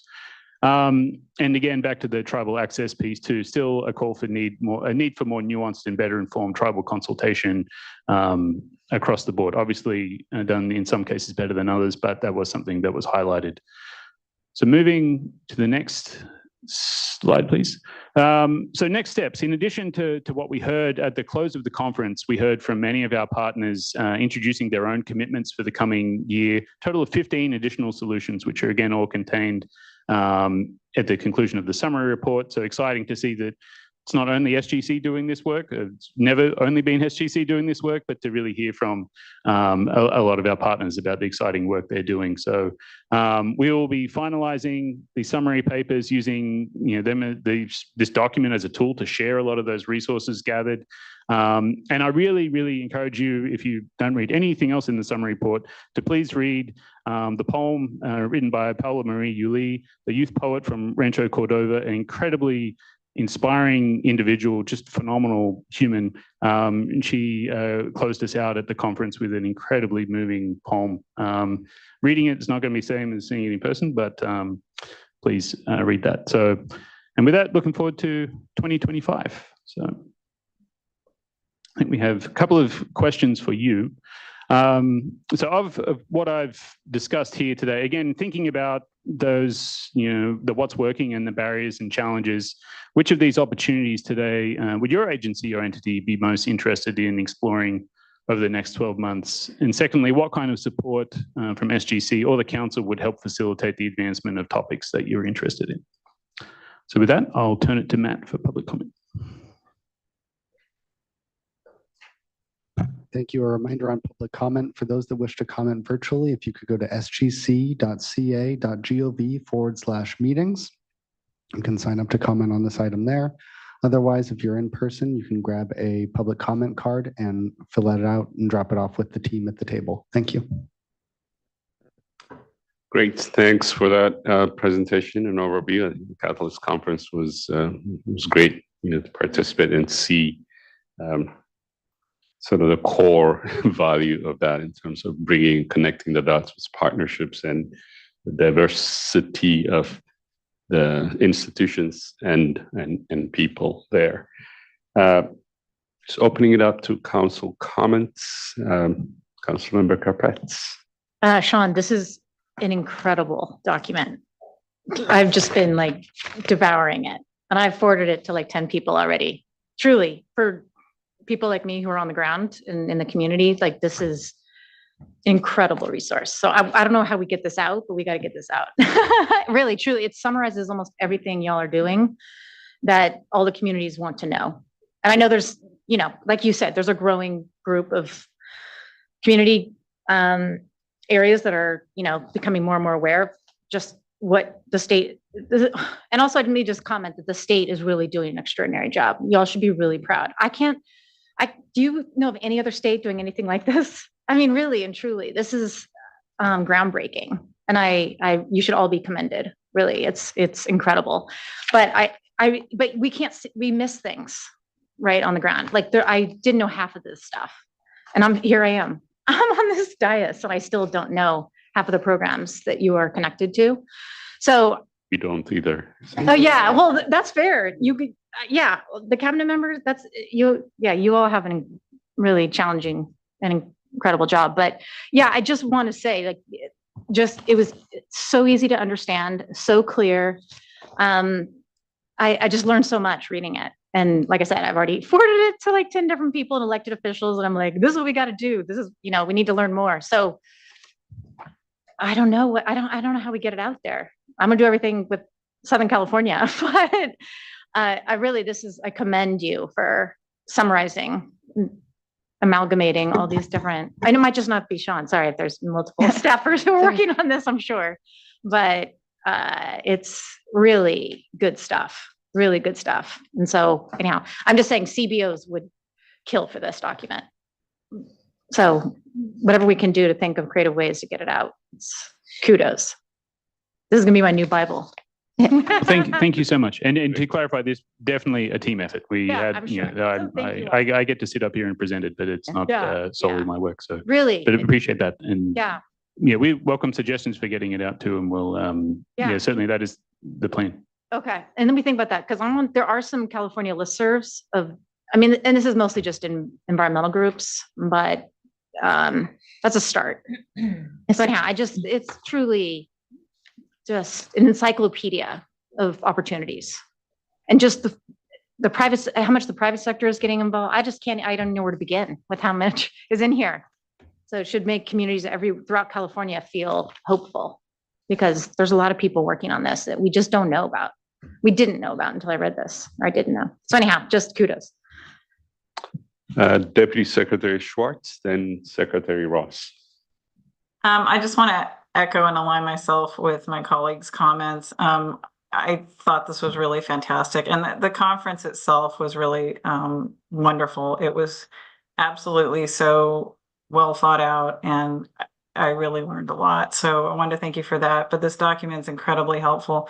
One of the things that we're working on at CNRA is updating our EJ and equity policy, which is about 20 years old. So I'm working with a team, and we're in the process of just grabbing any documents we can to try and, really do some groundwork and do some research. And this is definitely something that I'll be passing along. So thank you and great work. Great. Secretary Ross. So I'm going to Then get a Secretary little bit Moss. specific, but the one thing I want to say is one day I would like to attend the conference because I'm always inspired by the thought of it. And so I really want to commend Lynn, for you and your team coming up with the idea of doing this and the way it's structured and having such a great partner to create that setting. And I think that's something we've learned from different ways of being involved within the Milken Institute is really, really good at. But I'm very fortunate that both our Deputy Secretary, Virginia Jameson, as well as our Farm Equity Advisor have been able to attend the last couple of years. I'm especially interested in the repeating theme around climate finance, technical assistance, tribal engagement, capacity building, because it's an area that there's new investment coming into this. We're trying to make up for a lot of lost time. And very specifically for our agency, we knew from day one how important technical assistance is and capacity building, because if we do it right, that will create the infrastructure that will last beyond grant dollars that we may or may not have, which is why one of my specific questions is, are we engaging the financial community in these very discussions? Because they need to be a part of this in addition to other private sector investment opportunities. And how do we go about doing that? I would also say speaking to Nicole's point, as well as a comment that was made about a hopeful future, our youth and youth engagement by having this document could be another way of really accelerating our pace of change.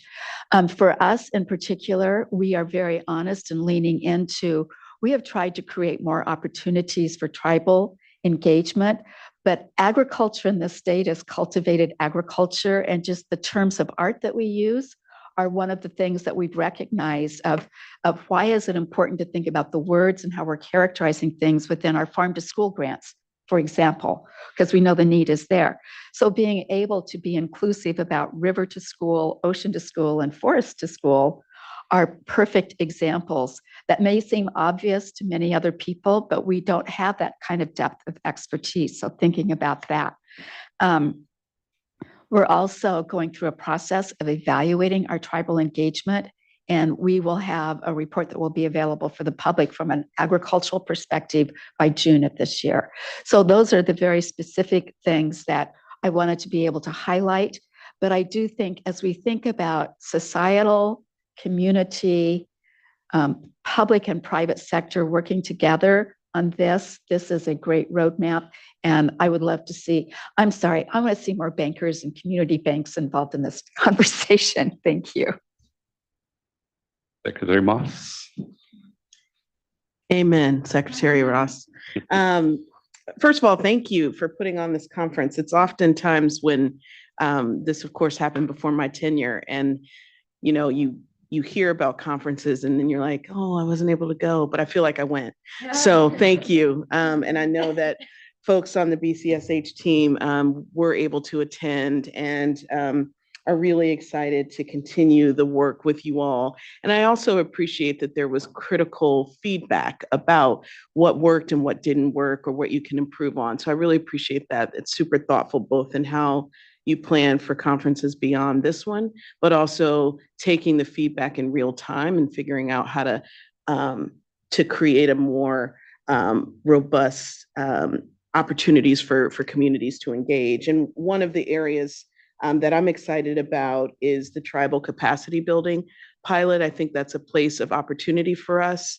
And I know our agency would love to work with you all on that, as well as sort of, I feel like I am constantly looking at intersections of where departments and work in my agency intersects with others. And so I think there's opportunity for housing and climate funding opportunities that I'm really excited to explore with you all. I know my team has been working with staff and others, and I really look forward to working with my colleagues on the council around where given our current economic climate, where there are some new and creative ways for us to explore funding opportunities for housing and climate, and making sure, I think somebody said, when there are multiple threats, I think that was you, people live in community. And so these topics are not topics to them. It's actually how people live their lives. And so for us to take a holistic approach in how we grade funding, streamline policies to make it easier for communities to access these resources, as well as for us to engage in breaking down some of the bureaucracy to lend the resources together, I think is a really exciting opportunity. So I look forward to working with you all on that.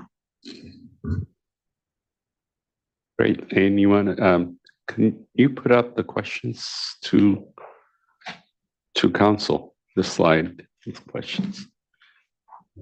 Secretary, Deputy Director Radhakrishnan. Thanks, Chair. I'll try and be a good student and answer the questions.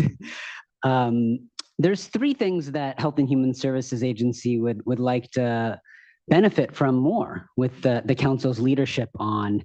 And those are community collaboration, tribal access and investment, and youth workforce development. I'd like to share a bit about those three.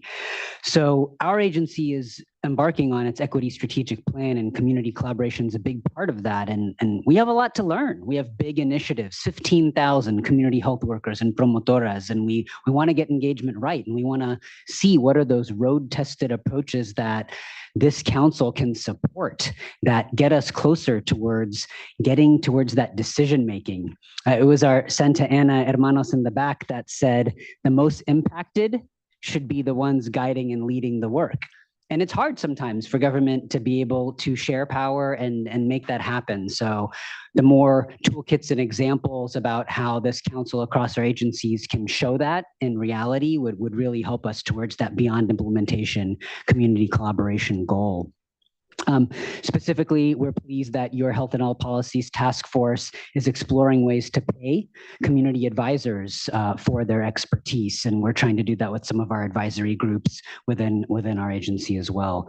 The second has been mentioned, which is tribal access and investment.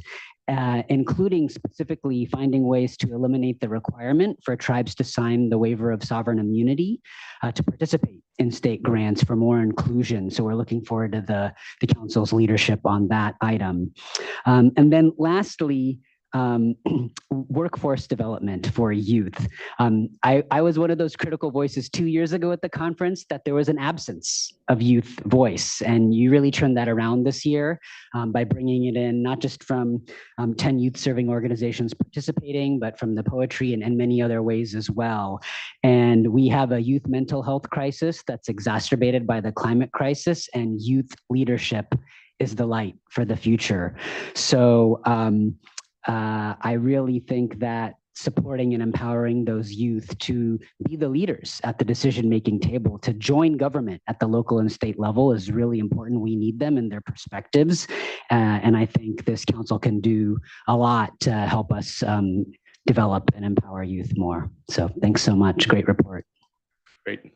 Vice Chair Cardenas. Mr. Chair, thanks very much. I just quickly want to offer my enduring and endearing, perhaps, appreciation to Lynn and your entire staff and all of our partners and funders for putting the second annual Catalyst Conference together. I told you on the side last month that I thought the first year was terrific, but this was next level. And I meant that, and I mean that. This really was next level. Just a couple of points if I could lift up. One, with respect to having financiers and funders in the room and at the table. Wells Fargo was a sponsor. They were present. Who was particularly present, I noticed for the second year in a row, was Cecile, I forget her last name, from JP Morgan Chase. She's the Western Region Director of Community Development Financing. So that was a hefty and very active presence. So I'm sure people will be following up with Cecile. After all, it's JP Morgan Chase. One of my main takeaways was the repeated nature with which technical assistance and capacity building were mentioned over and over and over. And if you read this document in all of its glory, I agree. Very often what you see is what's working. Well, capacity building and technical assistance. What are the remaining challenge? Well, capacity building and technical assistance. We're doing great, and we need to do greater. Is basically the message. And in that connection, we should all be excited about the launching a couple of months ago of the Connecting Communities initiative, because the buzz in the room those 2 days was, of course, all the billions of dollars and how much can we get, and how the hell are we going to write the grants to get it. But the SGC's Connecting Communities initiative, by talking about capacity building and technical assistance, by working with our partners, including, for starters, apparently existing TCC grantees, right? They will be among the first in the queue to compete for these important federal dollars, particularly from what I understand, energy, DOE. So that, I think, is particularly exciting. And once again, SGC is right at the heart of all the action. And finally, my other last takeaway, at least that I'm willing to share right now, is it really underscored for me the extent to which the Strategic Growth Council is really at the hub of what is happening, what needs to happen in this state in terms of equity, but also particularly with respect to climate action. And again, you go back to our enabling legislation, which from time to time we need to just to do the gut check. It's about energy, it's about housing, it's about transportation in the context of climate action and people equity. And the more that I think about what is happening in energy and in housing and in transportation and equity and climate action, it's like a Venn diagram. And these are 5 circles of communities with a lot of people, many of whom were at this particular conference this year, even more than last year. And what's at the middle, at the heart of that Venn diagram, increasingly, it seems to me, is the staff and our partners of the Strategic Growth Council. That obviously says a lot about Lynn and her staff. But again, in joining my colleague Nicole in offering my flowers to all of you secretaries who had significant and very active presence at the conference over the course of 2 days, I think was really, really meaningful to a lot of our partners up and down the state. Great. Councilmember Capretz. This is a specific question. So one of the things I loved reading about was Dimension Renewable Energy and Workforce Training. So IBW, I happened to just see them on the street in Sacramento this morning, and they were talking about how they need workers desperately. And I also saw the NECA, the environmental contractor lead for San Diego, and he was saying the same thing. So but that's one of the things I read, and I was like, oh, someone's doing this. So is there more to this story that we could explore? I don't mean, sorry, here on the dais, I mean that the community can learn about, because it's definitely a need. And obviously, community members from communities of concern are very interested in learning how to get into the clean economy, but need that, kind of education and training. So just any other leads would be great to know about. Thank you. I don't think I have a response right now, but I think I will take that as a lead, and we'll dig into that a little bit further. Yeah. So there seems to be a growing demand for electricians. So let's use that moment, right? If anyone's going to find a solution, it's you all.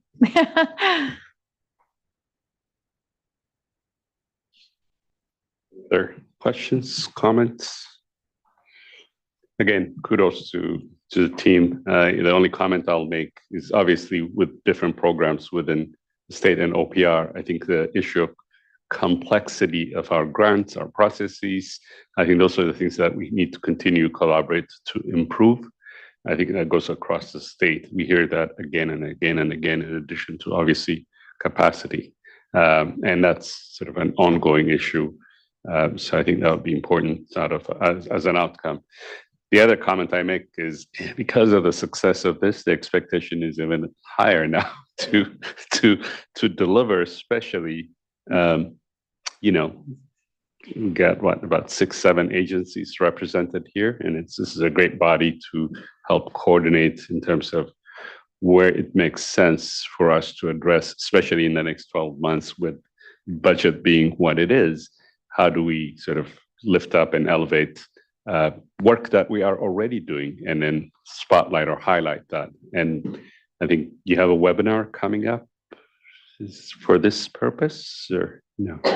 So is there a follow-up engagement? So what I'm looking for is, I think we can commit to some of these here, but what's the mechanism moving forward to check on that with all other priorities? That's why I meant it's great, successful. Then expectation would be next year at that time, how do we report back into some of the key barriers and challenges?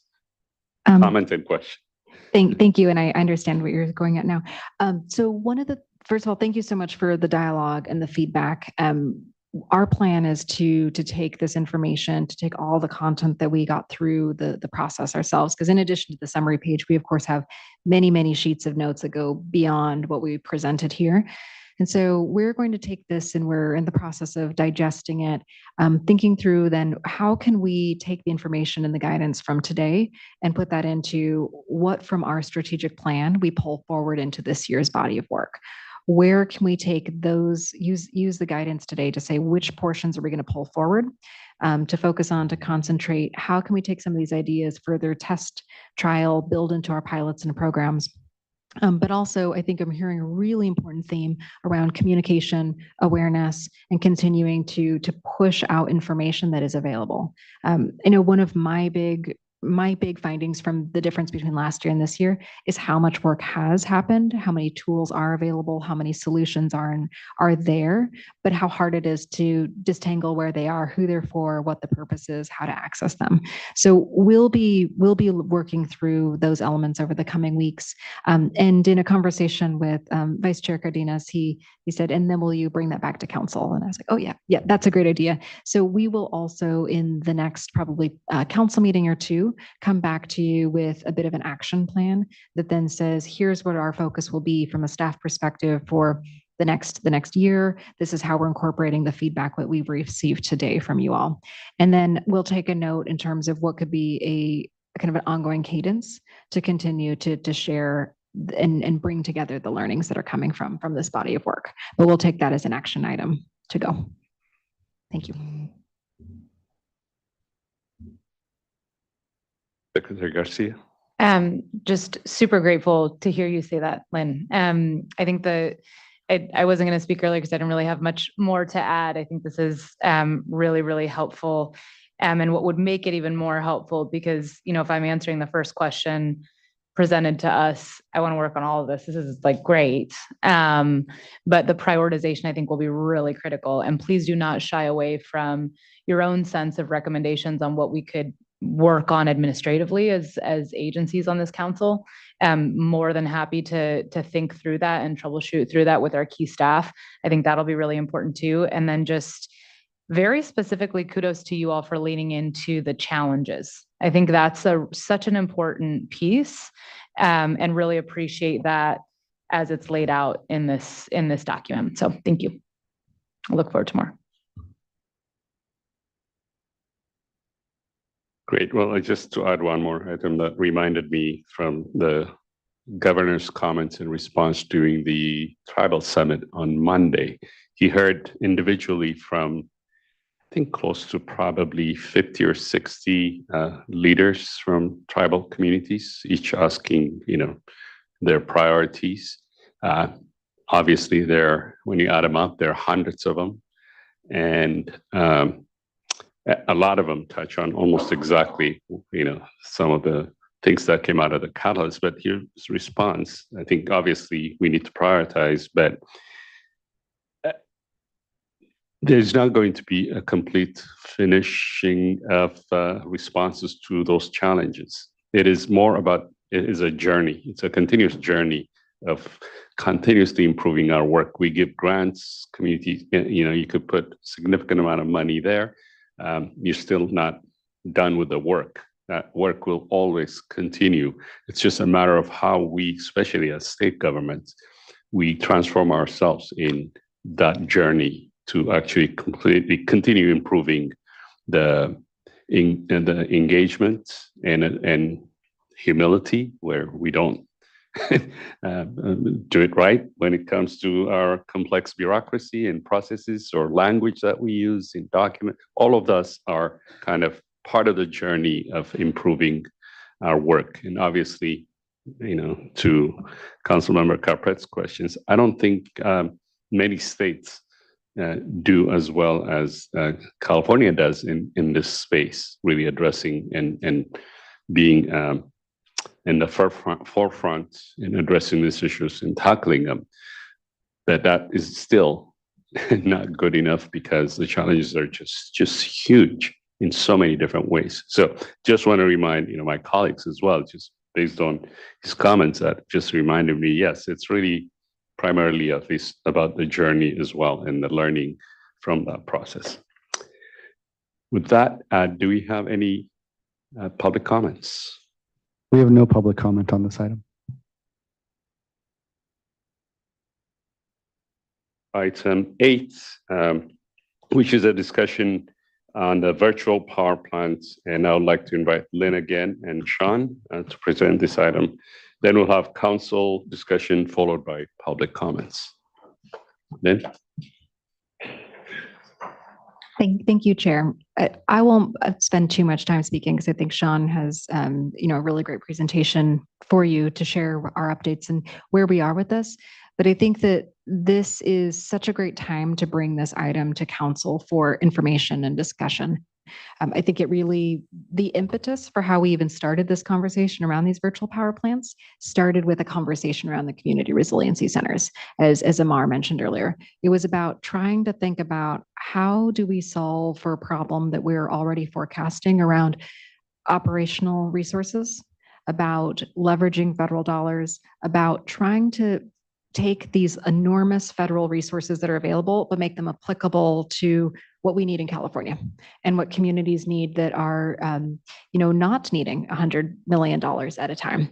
So I think I'm just really excited to see how this has progressed, and I'm excited for you to see how we can plug in your agencies into this pretty innovative new initiative that we've put together. So Sean, over to you. Great. Thank you, Lynn.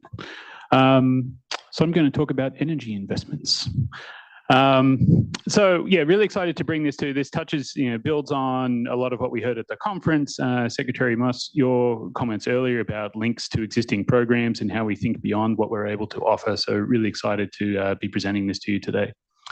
So I'm going to, in a moment, I'll define virtual power plants, but first wanted to just bring your attention to a request for proposals that we were able to release earlier this month, where we're seeking to bring on a third-party provider, which will serve to enhance the resilience of our SGC-supported facilities using support from the U.S. Department of Energy's Loan Programs Office. So this is a solicitation that's currently open. It opened February 12th, will close March 15th. We're hosting an informational webinar next week for interested applicants with an anticipated award of April 2024. What's interesting about this particular opportunity is this SGC would be entering a $0 contract with this provider who would work across a portfolio of sites, which could be community resilience centers or fairgrounds, with the support of federal funds. So I'll walk you through how all that will work out. Next slide, please. So first, what is a virtual power plant? This is a term that some of you may have heard. We've talked a little bit about this at council previously, but I thought it was worth just taking a moment first to define, hopefully in clear terms, without too many acronyms, what we're talking about. So in the simplest sense, a virtual power plant is several small energy technologies that are connected virtually. So small energy technologies could be things like rooftop solar, home batteries, car batteries even. Any appliance in your house that you can use with an app could be used and connected in this way. And these different energy resources are sited across different physical locations. So not all in a central house. You could have a car battery in one house, a solar panel in another, but operating across a community. And when controlled centrally, these can either increase energy supply or reduce demand from the grid. So in that way, functioning as you would have a gas-fired peaker plant, for example, that you would turn on in times when you need increased energy demand. Instead of turning that on, you can activate all of these sources at that same time to serve the same function. Similarly, turning something off, you could limit demand in this way. What's interesting in the context of our discussion today, that virtual power plants are eligible for funding from the U.S. Department of Energy's Loan Programs Office. And I'll talk more about that opportunity soon. The other thing to note is that these already exist. This is not a particularly new idea. These have actually been around for decades, the idea of integrating multiple distributed energy resources. But the need for them is really great now. One, on the terms of the available funding, but the functions they can provide in terms of accelerating our ability to electrify the grid, or our whole energy supply for that matter, in a way that's cost efficient and fast is really key here. So next slide, please. So multiple benefits that virtual power plants can provide. First, thinking of the folks that are actually siting this energy infrastructure. So direct beneficiaries, the grantees and communities would experience fewer outages due to enhanced grid stability.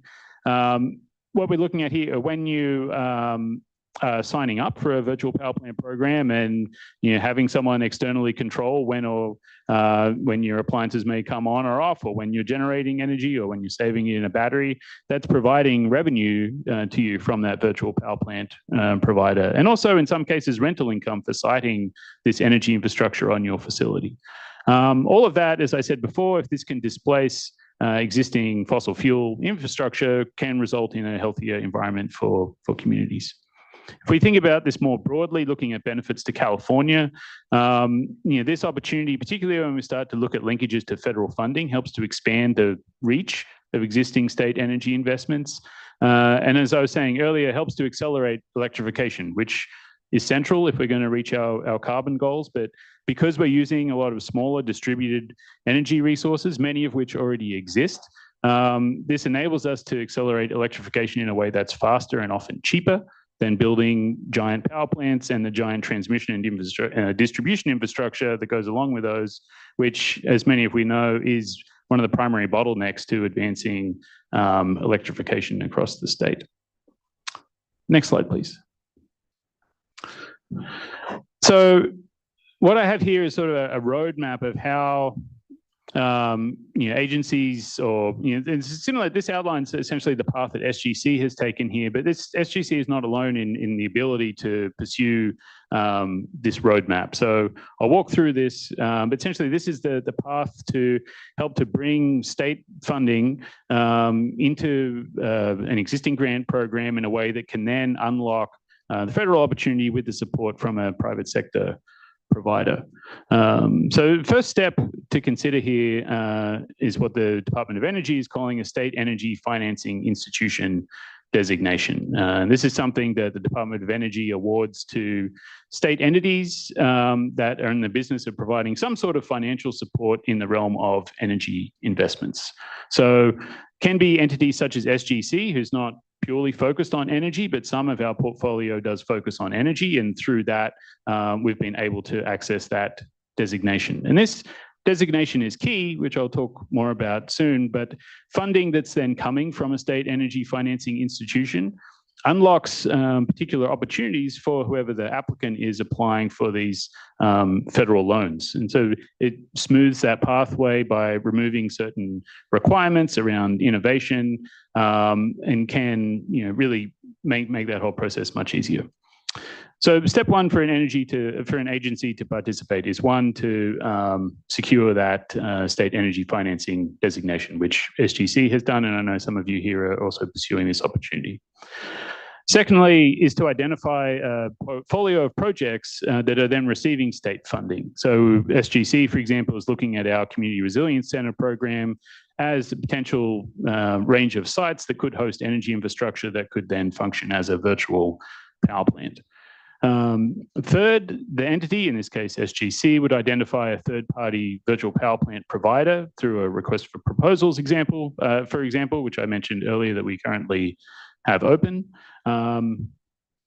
Fourth, for that provider they would be building a larger virtual power plant, so comprised of multiple sites, of which some of those sites would be those that are supported by the state-sponsored entity. So it would be a handful, say, of Community Resilience Center sites that would sit within a virtual power plant that's many times larger in scale.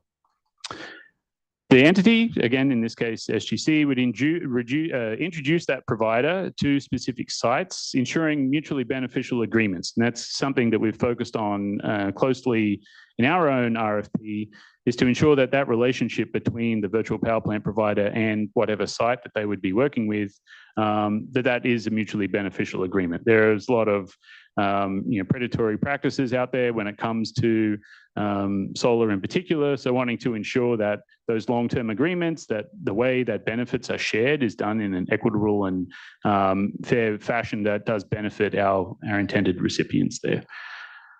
The provider would then enter the agreement with the site with the support of the Department of Energy Financing. They would then construct and operate those energy resources, and then ultimately the site receives their energy resilience and financial benefits over the duration of the project. So I'm happy to answer questions. This is kind of a complicated series of steps, which we have muddled through, but I'm throwing it up here so you can pick it apart and ask for questions. Next slide, please. So to just repeat this a little bit, maybe hopefully in simpler terms. So this, what I have up here is SGC's pathway that we have followed. And essentially this is driven by a desire to provide indirect access for our grantees to federal funding via a third-party provider. So in this context, SGC is providing grants to eligible sites, which we are starting with the Community Resilience Centers projects, but that could feasibly operate across any existing SGC program, or if an agency represented here was to pursue that state energy financing designation, any of their programs that are then receiving state funding. SGC will then be working with a third-party provider once the RFP is closed to incorporate a number of the Community Resilience Center sites into a larger VPP project, but again, in line with SGC's mission. So ensuring that the benefits of those resiliency center projects are continuing to be accrued. Third, so the share of that SGC funding in that larger virtual power plant project makes it then easier for this private provider to access the funding opportunities available from the US Department of Energy, which, as I mentioned previously, started around $100 million. So we are actively addressing that scalar mismatch between small individual sites and these gigantic federal funding opportunities by bringing multiple sites together in a way that makes sense for both parties involved. And fourth, there are benefits here. I mentioned at the outset, this is a $0 contract. You may ask, why would somebody want to do this? But there are many, many benefits that do accrue to that third-party provider. One is the lower cost capital that comes from this federal financing arrangements. There is the innovation requirement waiver that I mentioned. So we're making access to that low cost capital easier. We're reducing the transaction costs for the providers. Instead of them having to go site by site by site by site, enter new agreements, meet new people, look at buildings, we're bringing a portfolio of sites ready to go with express interest who've submitted plans for the work that they want to do. So serving that up to them. And on top of that, the certainty of a 20+ year power purchase agreement. So that, again, helps them access finance by demonstrating a clear path for return on their investment, but also provides certainty to the site in terms of addressing their long-term operating costs. It's a 20-year revenue stream for them as well. So this, as I said, this is the example here that we're using for our Community Resilience Centers program, but the idea is this is a model that we're testing. And basically the basic requirements, if you can meet that CEFI designation and you're sitting on a portfolio of projects that could potentially cite some energy infrastructure, that opens the door to making this work. So next slide, please.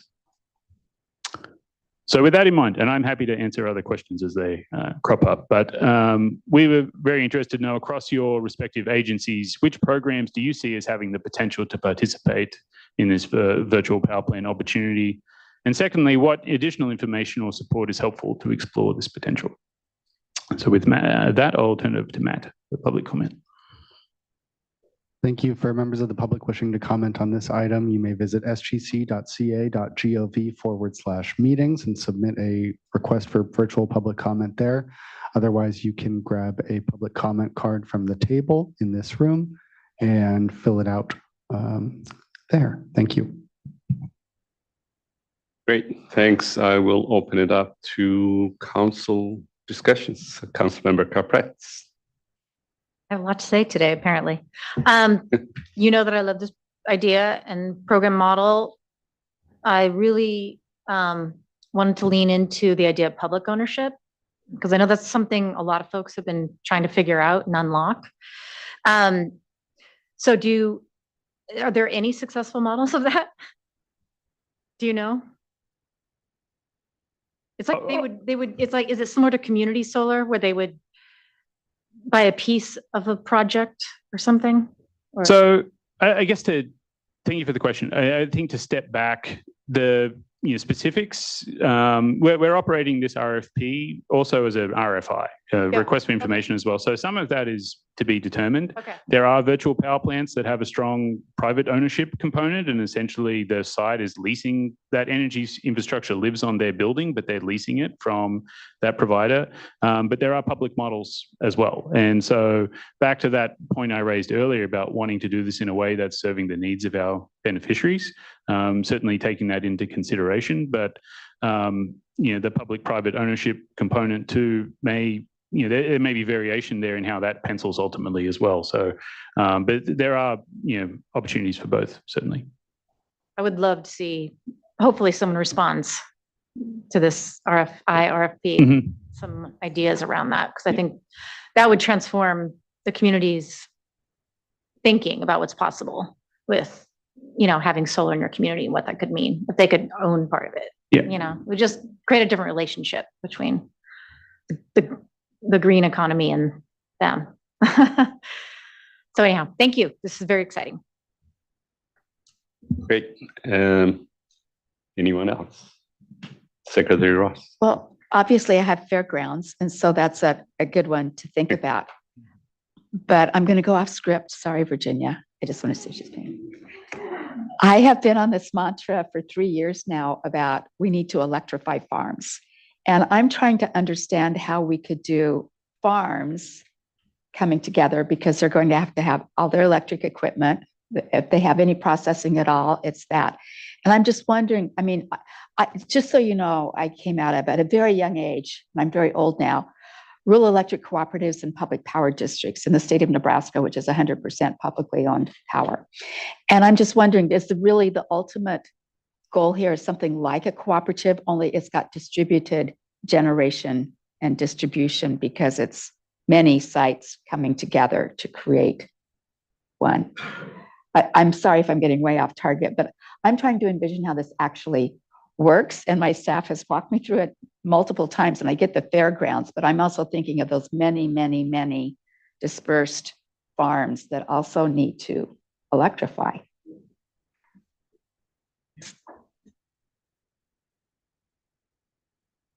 Well, I'll just give kind of a broad answer, and then Sean, correct me if anything technical.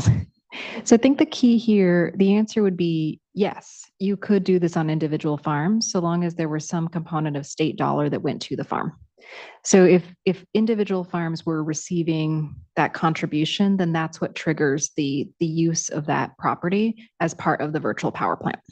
So I think did anything else you would want to say on that one? Just on the public ownership side again, and this builds on Councilmember Capretz's comments as well, is something that we're happy to look into more, what that looks like. As we've been looking at it currently, it's really what is the state's role? How does the state play that role in unlocking that federal opportunity, which, as our RFP is structured, is bringing on a private provider who would operate the assets. Whether they own the assets is something, as I said, we haven't quite determined yet, but the potential is certainly there for public ownership, but we would need to do a little bit more research on that, and happy to get back to you. And all state office buildings and other state properties. Yeah, awesome, thanks.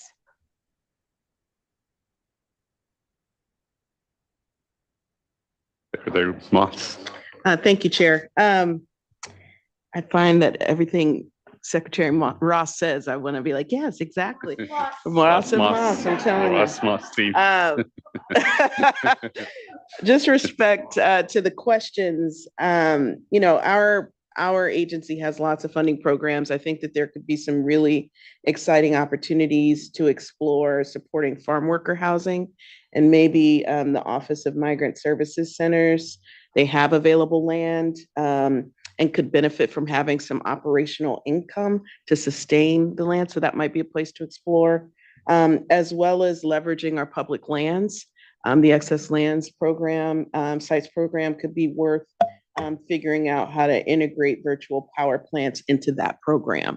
So our team would love to meet with folks on staff to talk about that and other opportunities within our portfolio to unpack, but those two come to mind. And if I may, on that one, we've had a lot of discussions with the Department of Energy around kind of what constitutes that state support, and they're kind of different tiers. And it's kind of like, is it a loan, is it a grant, or is it like equity, which is what you would see if you had state-owned land or state-owned buildings as part of the process. And so that actually tiers very high in terms of being what constitutes that that state investment. So I hadn't actually thought about the excess lands until you're saying it. That could be a very interesting model to dig into because that constitutes that equity ownership piece for the contribution.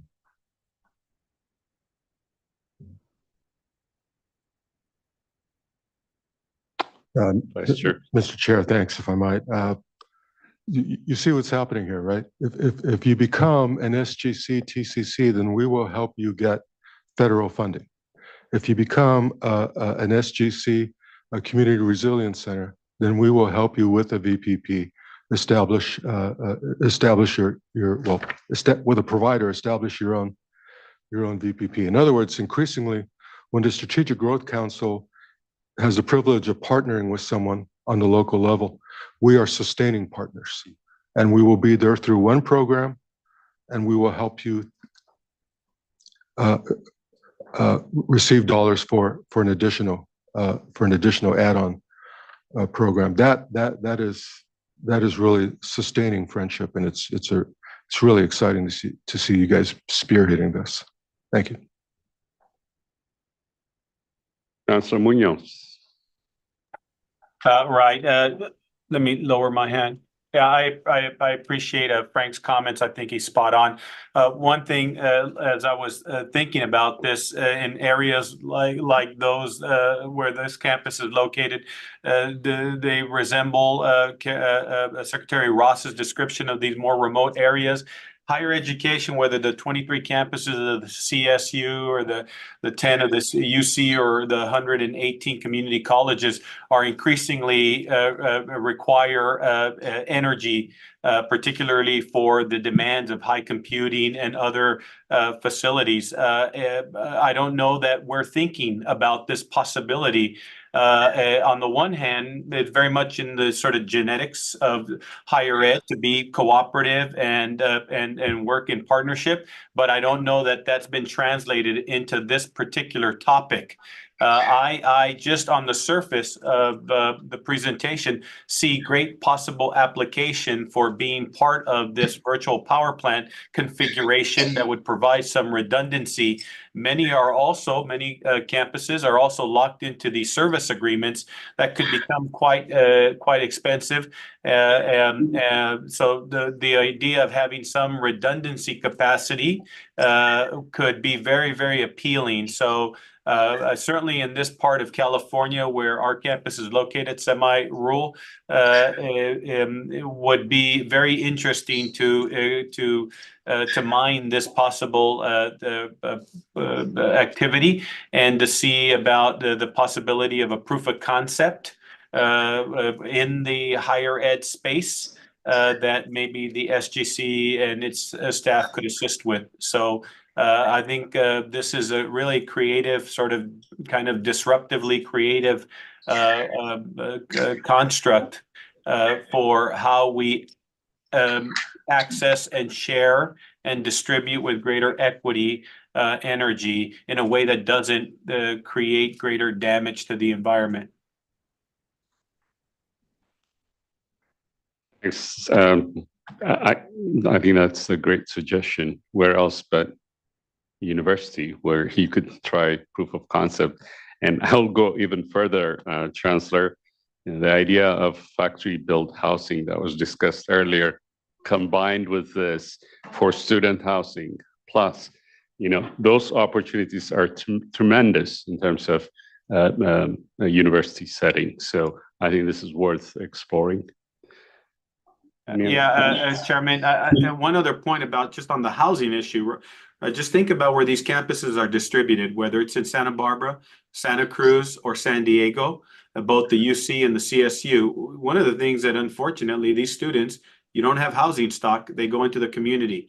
5 people, 6 people in a place, and that makes that property financially inaccessible to a worker, to a teacher, to a police officer, to a nurse. And so the housing of a campus has impact for housing on its adjacent community.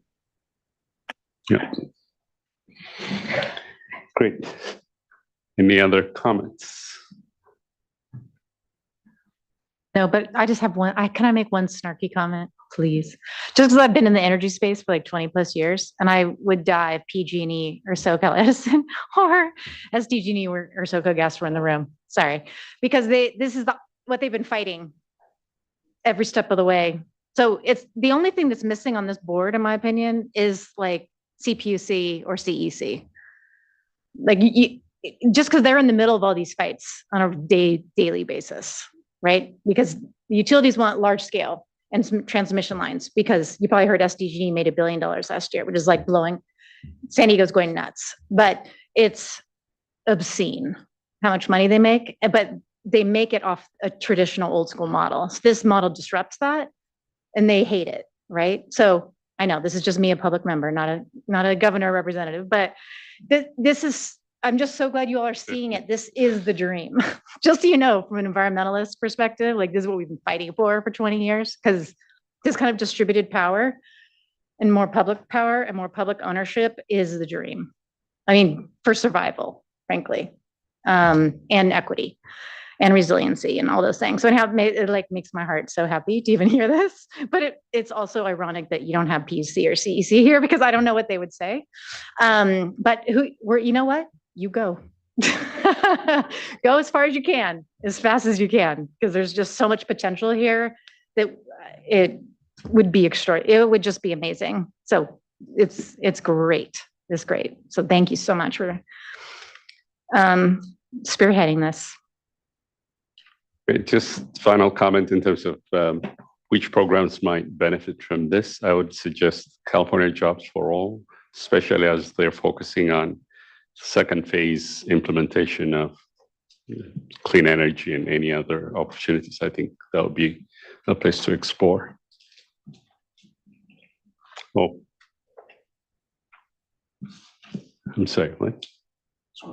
Deputy Secretary Schwartz has her hand up. Deputy Secretary Schwartz, I can't see from here. Yeah, it's a little tricky being on virtual.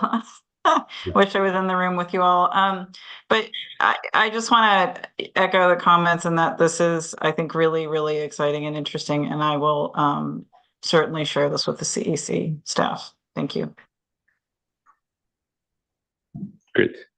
I also forgot to recognize Deputy Secretary Sarah Zant is joined on behalf of Secretary Garcia. Secretary Omashek. Just one quick comment. I just want to comment that we have first dibs in front of the chancellor, as he's describing university facilities. There are some state facilities that we would love to be able to do something like this on. Like the university is part of the state. I know. I know. But it's academics. We're talking about.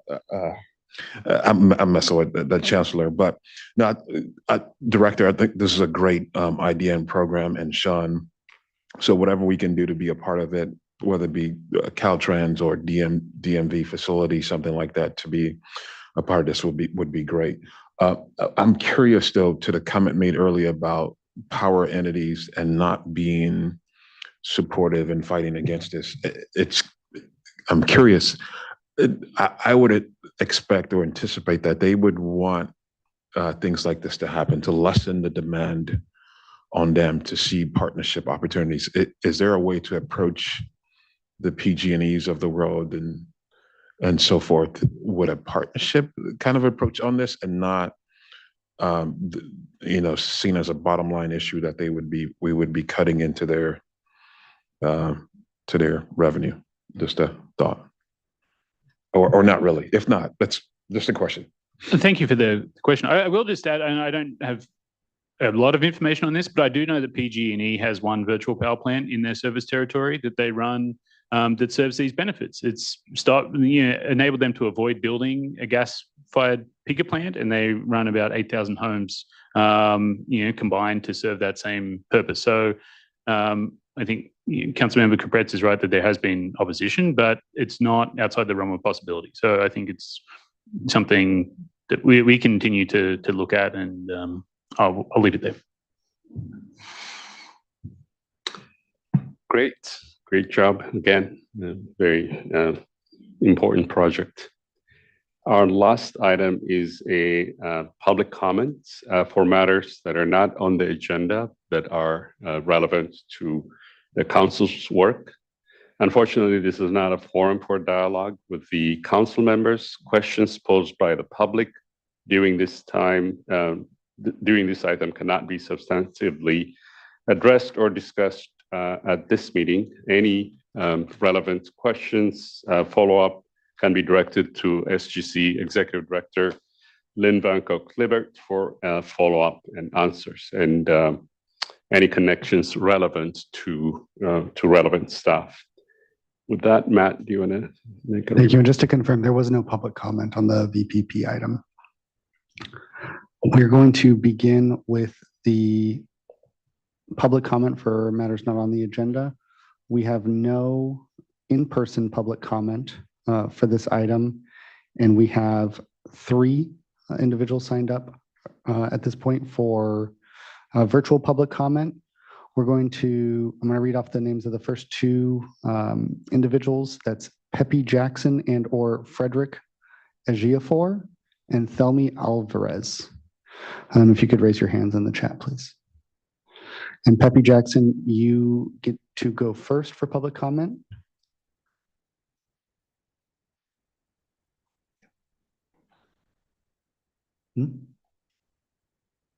Pepe, are you with us? How about Frederick Ejiafor?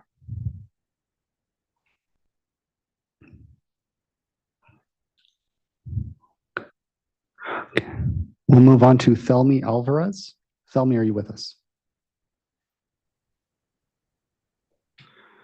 Yes, hello, I'm here. Am I able to access video or camera? You're not able to access video. We can only have your audio participation. Okay. I want to just add before you start the timer that a colleague of mine, Ava Post, had asked to cede her time to me. It's really important that the members of the council hear our statement. Ava Post is welcome to make public comment, but we do not have provisions for allowing a public commenter to cede their time and or provide their 2 minutes to another commenter. Those comments are typically held separately. Okay, that was not what was explained to us via email and also in the chat. We were told that she could cede her public comment. It is really important, and I think that it is worth the time of the council to hear this statement in its entirety, and I don't want to rush through it. So I'm asking if someone from the council can intervene and please make an exception. I'll take advice from council in terms of procedures. The only prescribed rules that we have on public comment as far as timing goes is that everybody is provided 2 minutes. So beginning a practice of having individuals be able to give their 2 minutes to another comment has administrative challenges, I think, on the staff end, and is not something that we are required to do. This council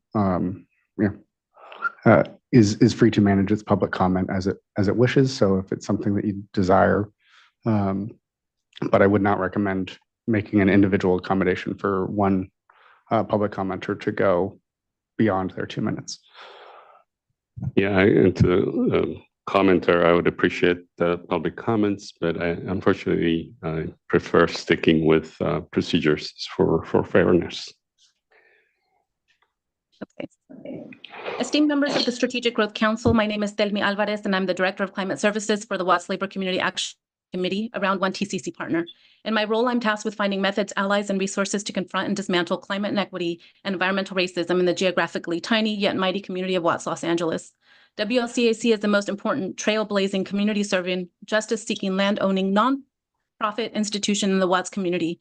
From the ashes of the infamous Watts Uprising of 1965, WLCAC, a beacon of self-determination for the people of Watts, was born as a community-based and community-led effort to rebuild Watts and to reclaim for the community as much of the land as possible. To this day, WLCAC continues not to only serve, but also to house and employ as many local residents as possible, and to inform and protect our community from the legacies of racist economic and environmental laws, practices, and policies that have for too long poisoned and killed our people. Coming out of the most unpredictable phase of the pandemic, WLCAC began to invest significant staff time, effort, and capital towards implementing our TCC-funded programs. Since then, WLCAC has invested and invoiced over $750,000 towards these programs. However, SGC has only reimbursed a tiny fraction of that amount for the work that has been completed. Last month, WLCAC issued you a notice of suspension for all non-essential TCC programs until, among other demands, WLCAC has paid for the work that we have done. This decision was not taken lightly, as doing so is causing frustration and added distrust of government within the community. In subsequent discussions with HACLA and TCC representatives, we learned that it's not only WLCAC that has not been paid for our work, but that no collaborative partner has been paid since December 2022. That's over a year. What would you do if you went to work for a year and didn't get paid? Imagine asking that question to a resident of Watts. Imagine what that looks like for over 15 project partners trying to serve California's most disenfranchised communities. Council members, with all due respect, this is not hyperbole. That one of California's most significant climate investments in EJ communities is failing to meet its promise and forcing these very communities to work for no pay is an embarrassment for the state of California. We have reached out to your executive director, Ms. Von Liebert, and requested that our notice be made available to this council, but there has been no direct response from SGC other than by your program manager at the Department of Conservation. Thank you for your comments. Yep. Can I thank you for your comments, and I also encourage you to send the full statement that you're not able to complete to the executive director, and then I also will ask Executive Director Von Liebert to address the issue that is brought up. Thank you, Chair, and thank you, Thelmy, for raising this to our attention. It is something that we are aware of within the Strategic Growth Council, and our team at the program level, myself, Deputy Director Amara Sid, have been working to understand the issue and understand what the concerns are from the various parties. So we are continuing to investigate and look into what has occurred, and we'll continue to do so over the coming days and weeks. Thanks. We will return to the next public comment, which is either Pepe Jackson and or Frederick Ajeafor. Are you with us? Good afternoon. This is Pepe Jackson. Thank you, Pepe. You may begin your comment. Yes, I am the CEO of Riverside County Black Chamber of Commerce, and my question is twofold. One is, I did not see any Black-led organization as part of the 11 that was awarded. I think that the DEI should be intentional, even though our reach is much larger than just the Black community, but you want a Black organization that actually participates in showing the world or showing the state that we too are concerned about our climate conditions. Secondly, I wanted to say that when we started to apply for this grant, we didn't know that we were going to be competing with so many cities. The CBOs and the cities have a different sort of reach in terms of resources and availability to resources that put it into two different categories where one is a little bit disadvantaged as opposed to the other.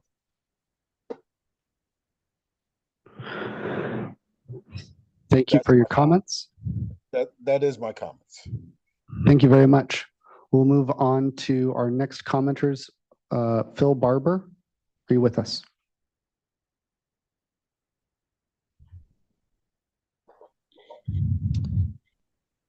Hello, everyone. Thank you for your time. My name is Phil Barber. I am a journalist with the Press Democrat. I just wanted to go over a few stats here from a couple government websites. You can find these at usgovernmentspending.com, usgovernmentrevenue.com, ccwdata.org,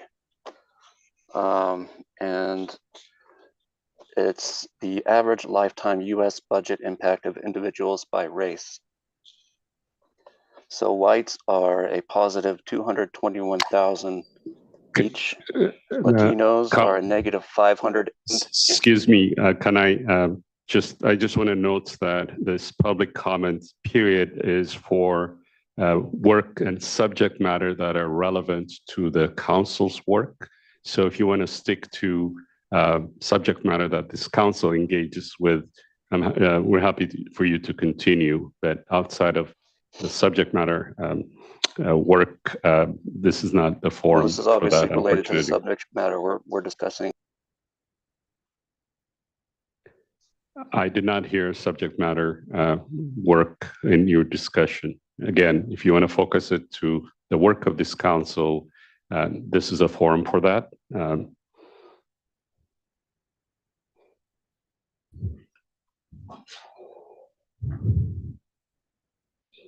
Do you have any additional comments on any item within the jurisdiction of the Strategic Growth Council, sir? Yes, I do. We're talking about growth. So if we really wanted economic growth, we would close the border and stop allowing the flood of brown people in, right? That would be the most logical thing to do. Let me go to the next person on the list, please. Our next comment comes from Jim Conley.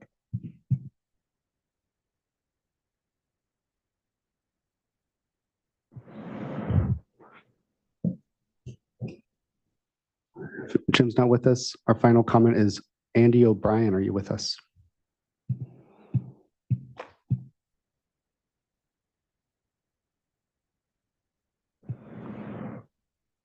Not seeing any. That concludes public comment on this item. Wait, before we adjourn, Secretary Moss has one more comment? No? Oh, okay.